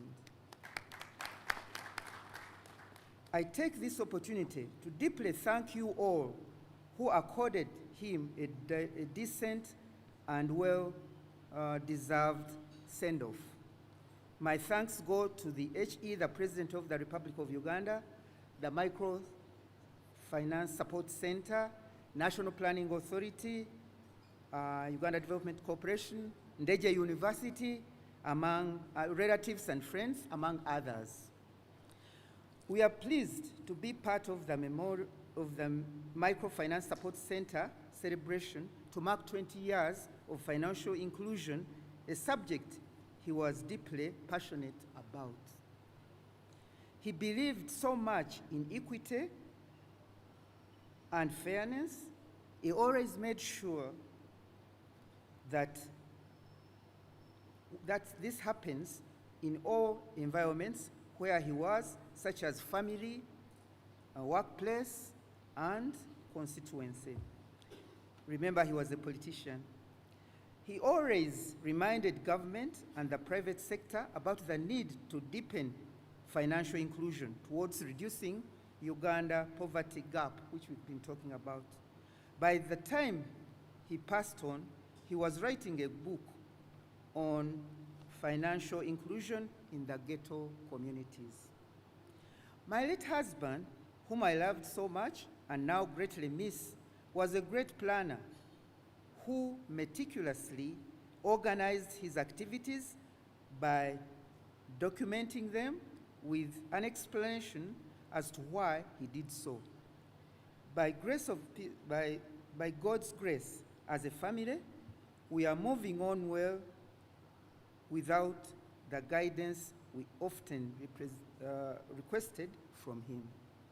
He was a wise man who always gave us words of wisdom, encouragement, and advice, emphasizing to us, his family, to be hardworking, trustworthy, and always be ready to serve and give the best whenever given an opportunity to contribute to society.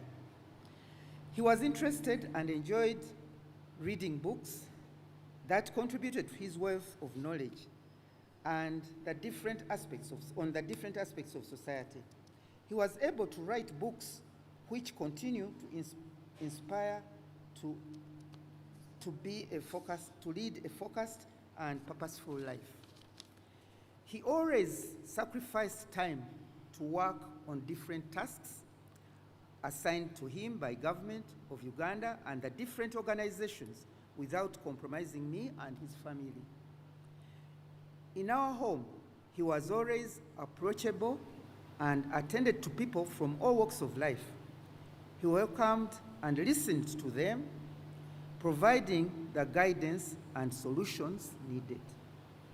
I am very grateful for having shared a wonderful and worthwhile life with him. I pray that God gives him a peaceful rest until we meet. I conclude by once again thanking the board and management of the Microfinance Support Center for providing a platform to celebrate him and the passion he had for financial inclusion. Thank you all for coming. God bless you, for God and my country. Thank you very much, the family of Dr. Wilberforce Kisamba Mugerwa. Another round of applause, ladies and gentlemen. In a few minutes, we'll be carrying out a ceremony to pass on a posthumous award to the Kisamba Mugerwa family. In a few minutes, allow me to quickly welcome the following speakers to speak before that ceremony happens. First, Dr. Birungi, the Executive Director of UDC. Welcome.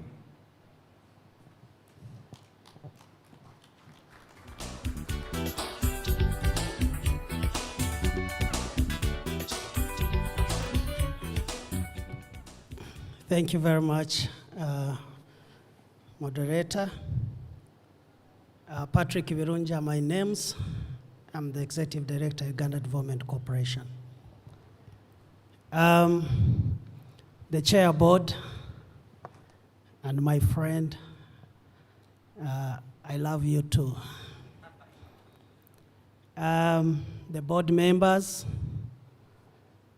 the family of the late Kisamba, invited guests, ladies and gentlemen.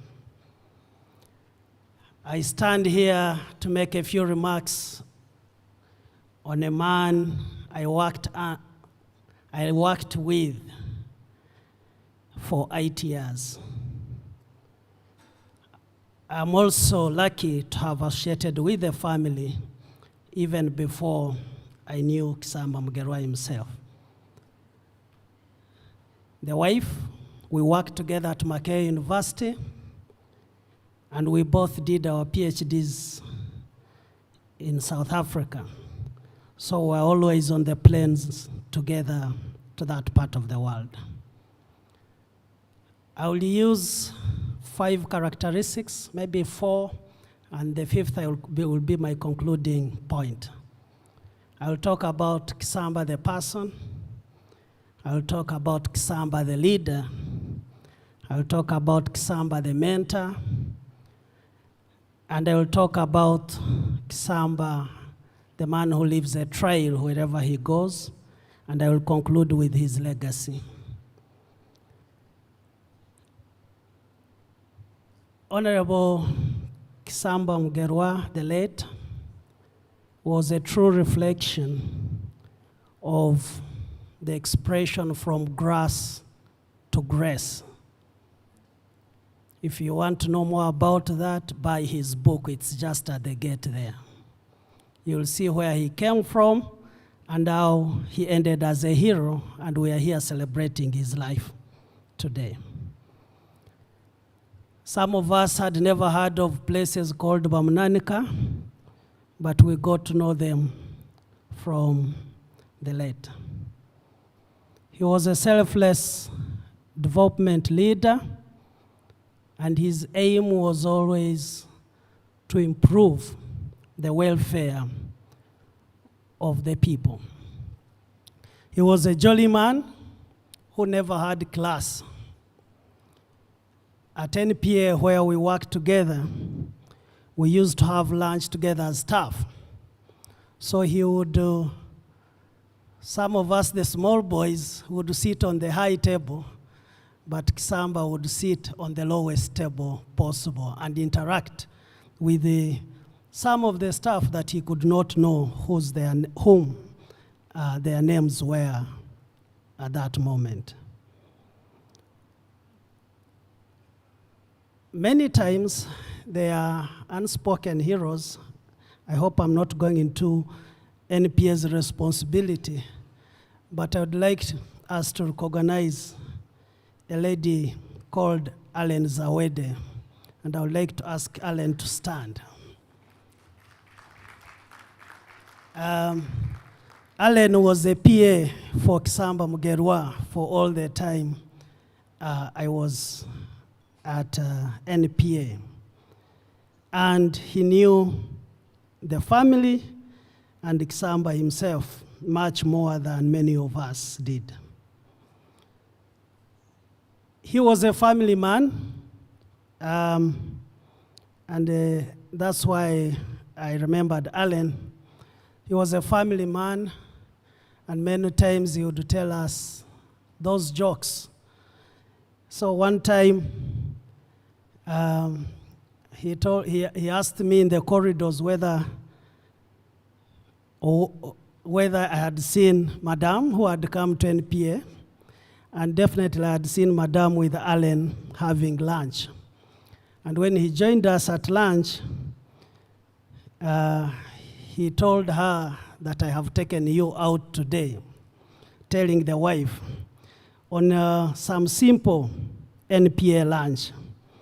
And he was jolly all the time. We were always laughing whenever we would be together. He was very fit, and he would run up the stairs, and he would be joking with us, asking us what ate us not to run on the stairs like he did, and why we fell sick. And for him, he was never falling sick at all.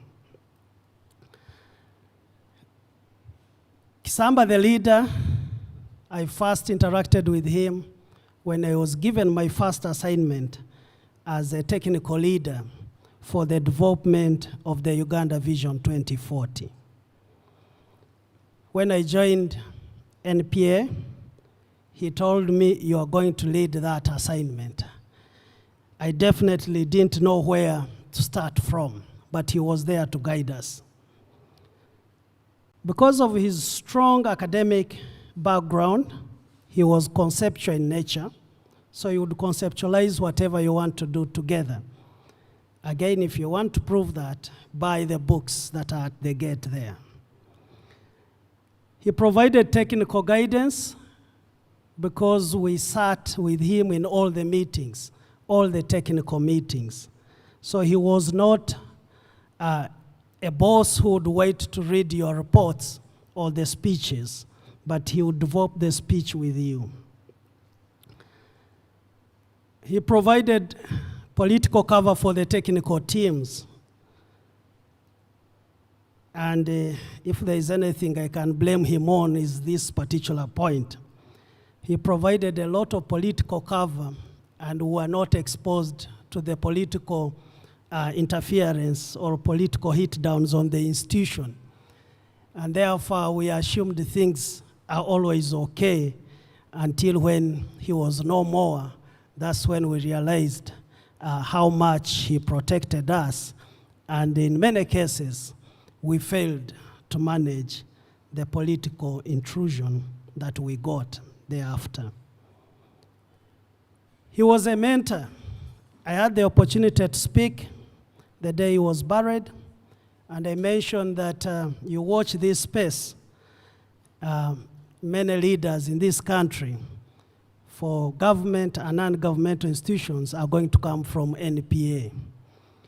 And true to that, I can see many already emerging as either team leaders or other kind of leaders, directors, commissioners throughout government institutions. He mentored us professionally and also encouraged talent development. There was a time when everybody at NPA was doing a course. Either you're doing a master's or a PhD. And we saw many officers who joined without these qualifications attain them during his time. He also upped the scale that the lowest entry position in NPA was, that is officer level, the requirement was a master's degree. He was a great mentor to all of us. And somehow, a day before he died, I posted on my Facebook account at the time before Facebook was stopped.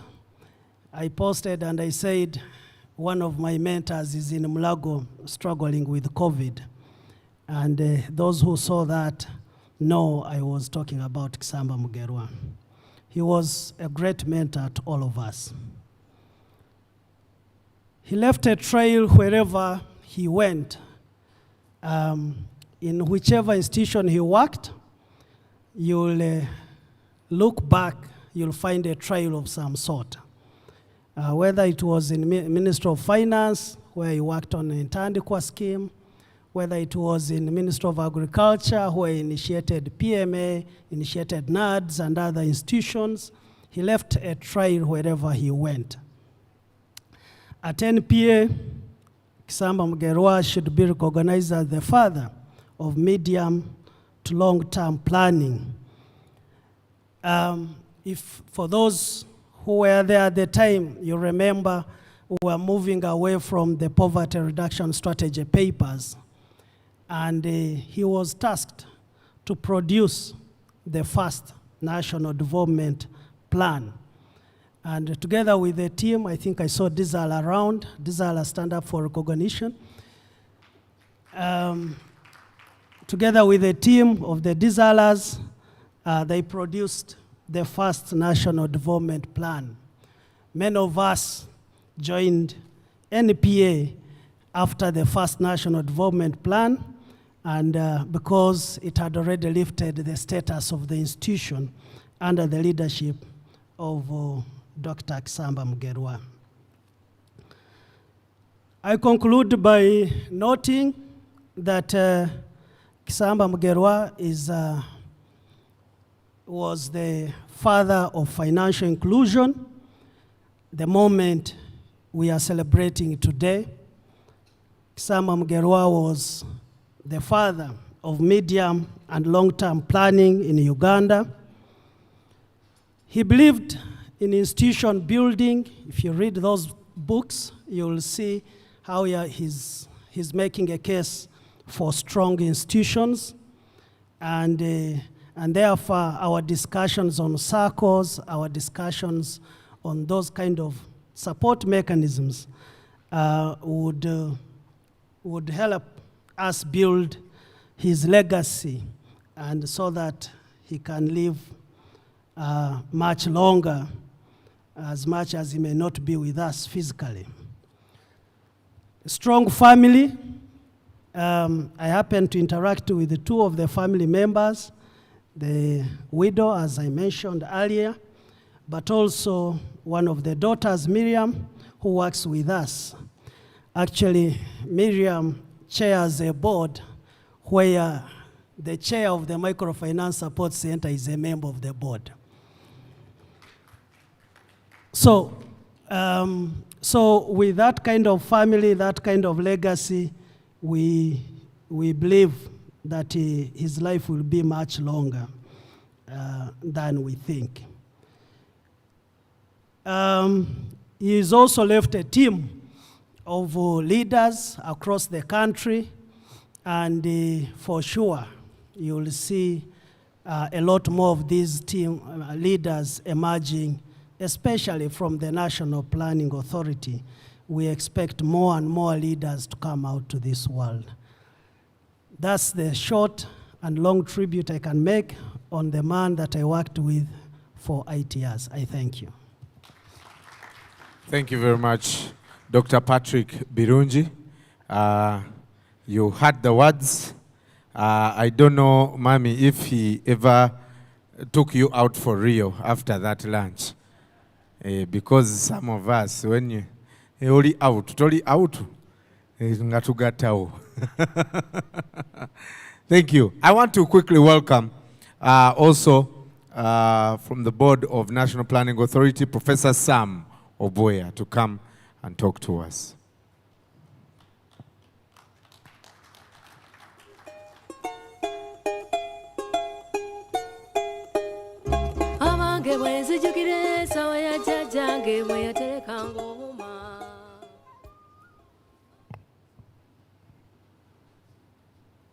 Can I remove this?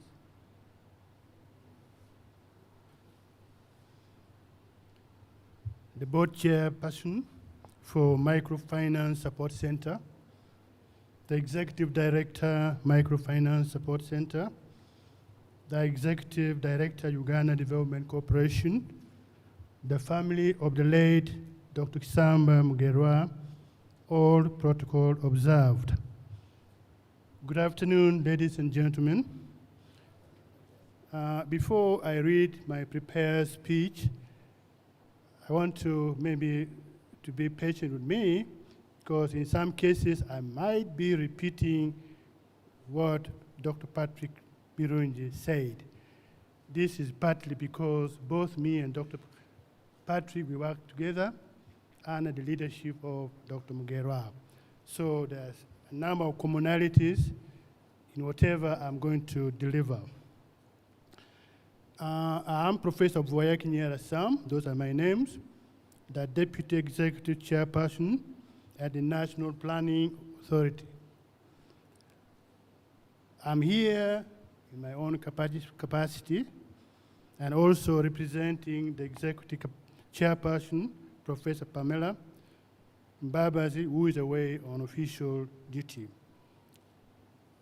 Now, while talking on my own capacity, as I said, I worked with the late Dr. Kisamba Mugerwa for 4 years before he left NPA. I thank the Almighty God who has given each one of us such a beautiful day to celebrate the day of our fallen colleague, Dr. Kisamba Mugerwa. We are thankful to the board, management, and staff of the Microfinance Support Center, Uganda, for having planned and organized this memorial event, which has given us an opportunity to pay tribute to Dr. Kisamba Mugerwa. We are happy to associate with this memorial lecture. NPA is privileged to have had Dr. Kisamba Mugerwa as its executive board chairperson for 10 years. While he worked at NPA, he championed many programs, including financial inclusion in the development planning. It is most befitting that as the Uganda Microfinance Support Center celebrates 20 years of financial inclusion, today's lecture has been dedicated to the remembrance of Dr. Wilberforce Kisamba Mugerwa, who was chairperson of Uganda Microfinance Center at the time of his passing on 7th January 2021.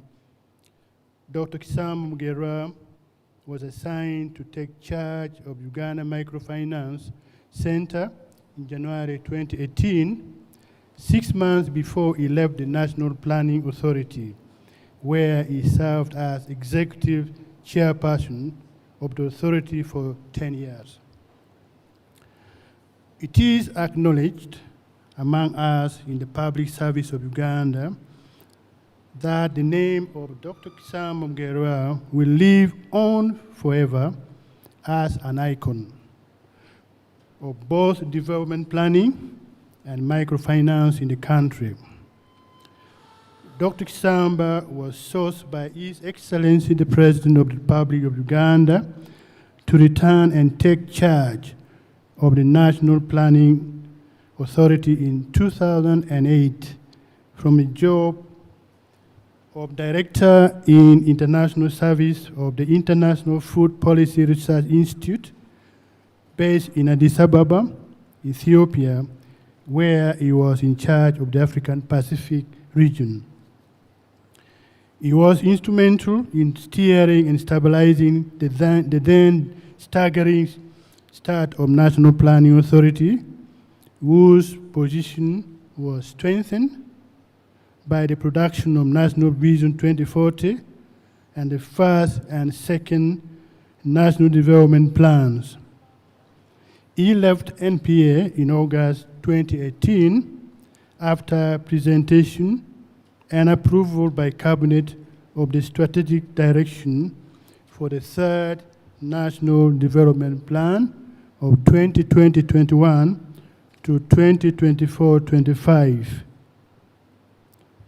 In the development planning fraternity, Dr. Kisamba is highly regarded and credited for establishing the harmonized working framework and relationship among NPA, the Mother Ministry of Finance, Office of the Prime Minister, the Parliament of Uganda, and Office of the President. He raised the profile of NPA when he was made an ex-officio member of cabinet, a position policy that is now fully institutionalized in cabinet. He spearheaded several other landmark reforms, which included the revival and strengthening of the Presidential Economic Council and the Presidential Budget Advisory Committee, that is PACOP, of the Parliament of Uganda, where NPA is a full-time member. He was also instrumental in establishing and operationalizing Uganda's first governing council of the African Peer Review Mechanism, in short APRM, a development mechanism for self-assessment of African heads of states.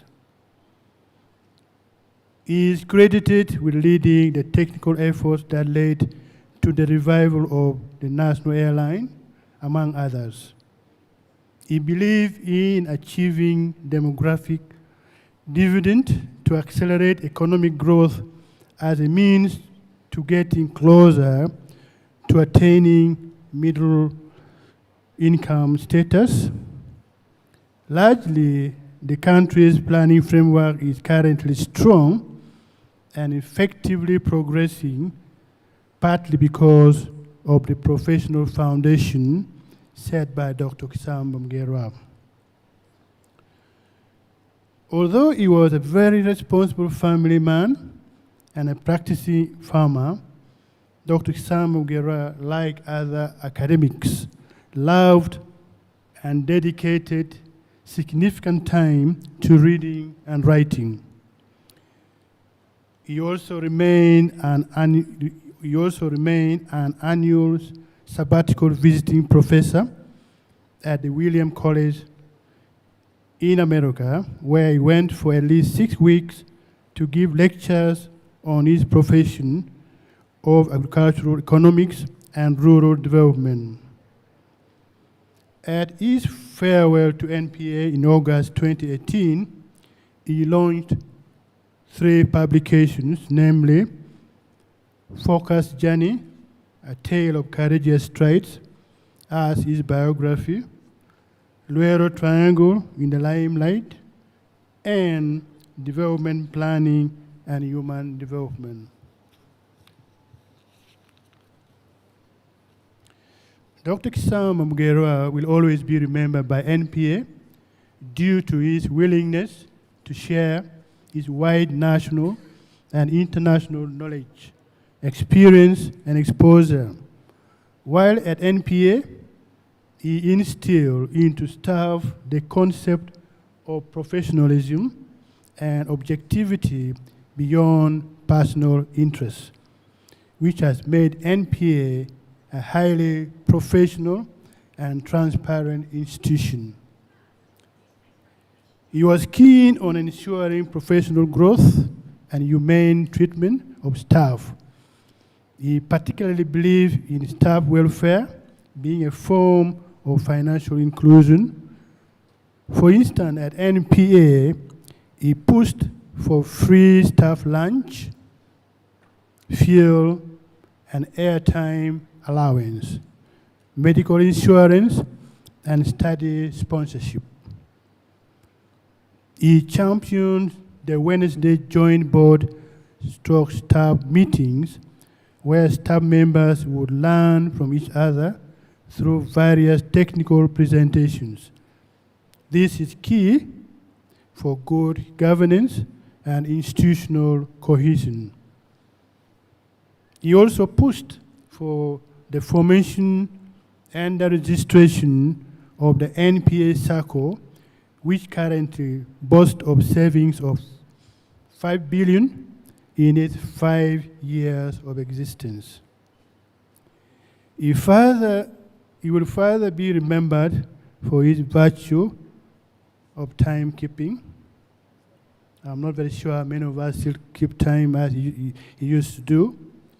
He will reach NPA hours before 7 a.m.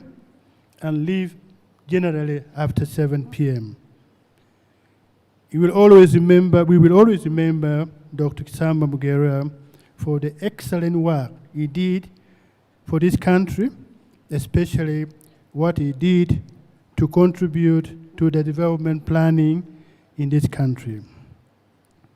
We pray that God continues to comfort his family. May his soul continue to rest in eternal peace for God and my country. Thank you very much. Thank you very much, Professor Sam. Ladies and gentlemen, we are now going to witness a very important ceremony. Let me call the family back to come back. And we are going to present a posthumous book award to the Kisamba family. Doctor, as we all know, was a writer. In fact, if you're able to, when you're going out, you'll see the table where those books are. There are 2 books, A Focused Journey, which was an award-winning book, and he had also written Financial Inclusion in the Ghetto Economy. And so I want to welcome the board chair of Microfinance Support Center, plus the ED,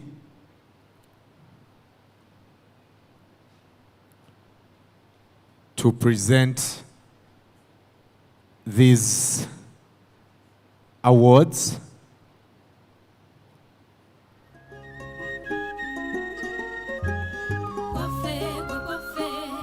The publisher is also here, Frank Kabushenga.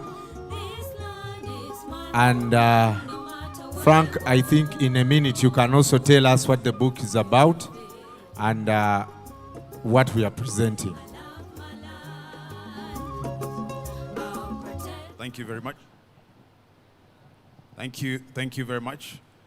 My name is Frank Kabushenga, the publisher at TFK Luminary Publishers, the CEO. I'm so delighted for this opportunity to pass on this award following the publishing of A Focused Journey, a book that Professor Kisamba Mugerwa wrote before he passed away. I was deeply hurt when I got to know that he had actually passed before getting his award. And so this is a great moment for us to celebrate him and his family. It is actually a certificate of excellence.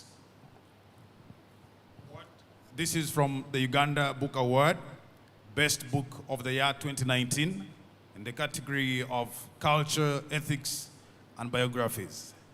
And the first time we engaged to write this book, Professor was not very keen, very busy, but he went on and took it on amidst his great fixed schedules. But thankfully, it comes out to make the best book of the year 2019. But one would wonder why. I think when you get a chance to read this book, which is on sale at $35,000, you will realize that Professor got so vulnerable in this book. He told his story so vulnerably, and vulnerability is power. And so that is why, of all the books of 2019, it stood out. So I am happy and blessed to have this opportunity to pass on this award. But since we have senior leaders here, Mlondo, you might advise someone senior to pass on this award to the family.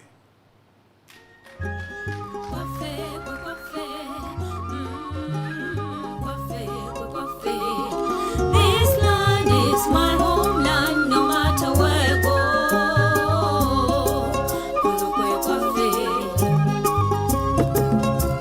I love my land. Thank you. We also have another piece.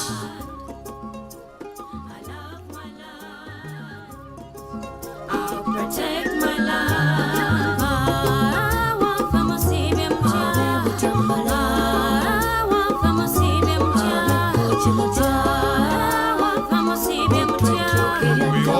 have another art piece. This he should also have received personally. It has signatures of people who attended his launch. So he should also have received it personally, but because of the circumstances, he was unable to receive it. And so we felt it's an opportunity as well to be able to pass it on to the family so that they will find somewhere to place it.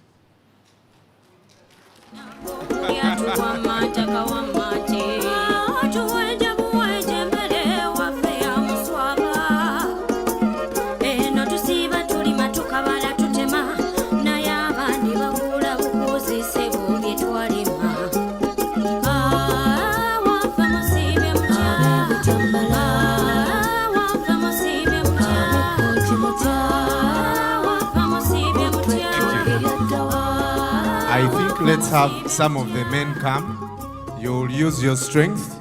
You carry it a bit. So just stand in the front here. Carry it a bit there in the side. Where are the ladies? Ladies, we want to see you. Very good. And the signatures really look old. Thank you for keeping it. Thank you for big round of applause, ladies and gentlemen. Please get yourself a focus journey. It's at the table in front. 35,000 shillings. Please buy yourself a copy. Before you go, today Mugena mus today. The guys from Eco Youth Development Group that the doctor personally mentored also have an art piece of the late of Dr. Wilberforce. I'll ask them to bring it and present it to Mommy. This side, Mommy. Mommy, stay there.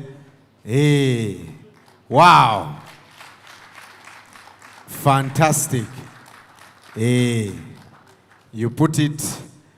Oh, they really brought out his actual smile, he was like that, exactly like that. Wow, thank you guys. A big round of applause, ladies and gentlemen. Thank you, thank you, thank you. We'll definitely, now let's have another one with everything. Bring. We are going to put this in the Daily Monitor, please. Not joking.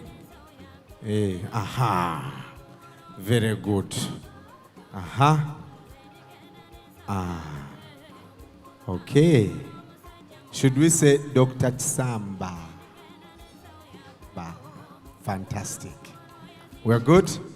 Okay, let me ask the senior leadership, the ED to come, the board chair to come, professor to come, Dr. Birunji to come and also stand with the family.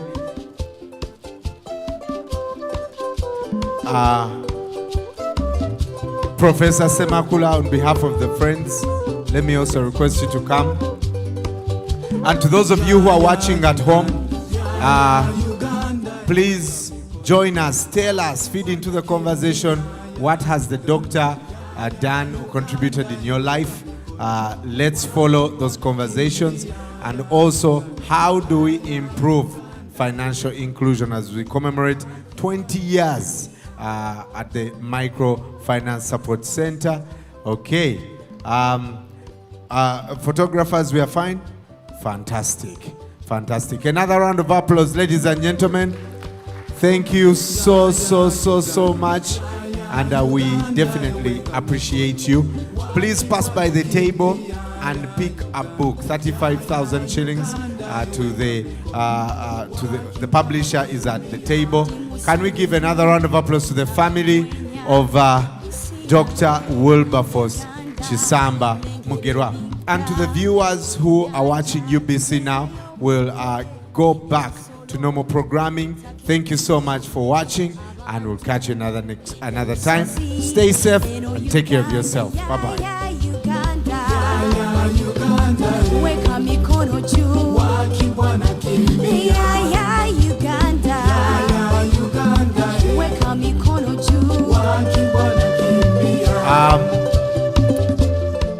We are going to serve a meal before we leave. As a meal to share, we have 3 serving points, all right? To my right, to my left, and above. So please get some food before you leave, and wherever you go, let's keep preaching the message of financial inclusion. Let's save, let's develop, let's make our lives better for God and my country. My name is Brian Mlondo. Bye-bye, everyone. Uganda eweka mikono juu, wakibwana kimbia ya Uganda, ya Uganda eweka mikono juu, wakibwana kimbia ya Uganda, ya Uganda eweka mikono juu, wakibwana kimbia.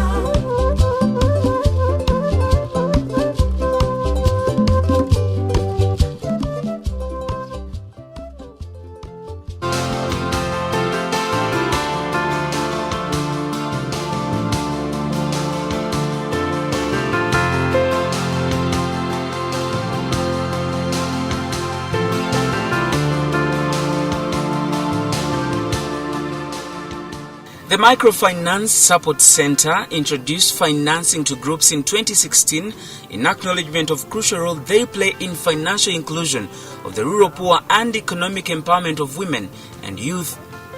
To date, a total of 41 groups have benefited from 935 million disbursed to support members in development of their enterprises.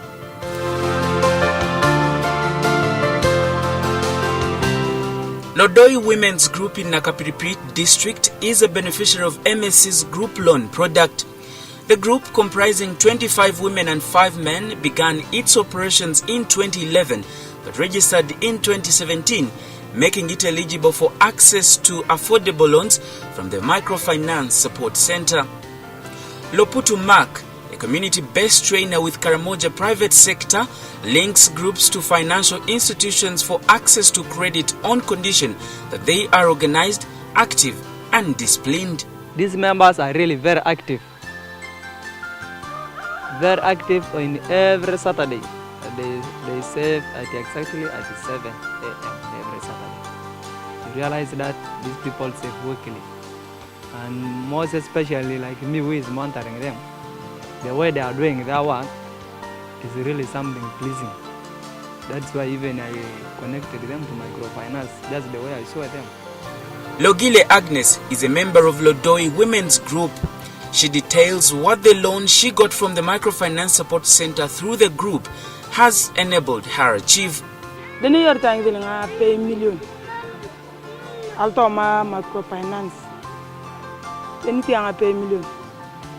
Ngizilinga na imulu ikiyakari takada ngisedelinga ngidi omulu kiyakari ya benga milioni ngare. Ene abuya ngongi zilinga ngulu America ngizilinga microfinance. Ogewe ne anga ka business. Ngikamo mwa tokona agelu ni ayong na ngare. Ya wara ke customer. Tugela customer. Ki tanta customer ko terenga tumonene ka pay, tanta ko terenga tumonene kare. Ngole ke tona ta mari ngizinga ngu pengula ni etia yango. E fa da ngolo enya kari ayi alto ma milioni ngini. E fa da ngolo enya kari ayi don ti aka kai. E fa da bono ngide nya ki angai aga duki. Tala kari ta ngadu ngata na no wo. Ai na kine do wo so akata tam. Dan ya mi sengna microfinance mam ngara mi sengne ekyono. Era mi sengna ni yakata riyo ngata meta na ko kon. Di pedo riyo ngata ngula kisia na kininga na ki na kinto riyo ku ngata ko meta na yere. Kisi yang de ngangu kinyaki e wadio kidongi te akai kinara kinte ya to no ko kai. No na ja.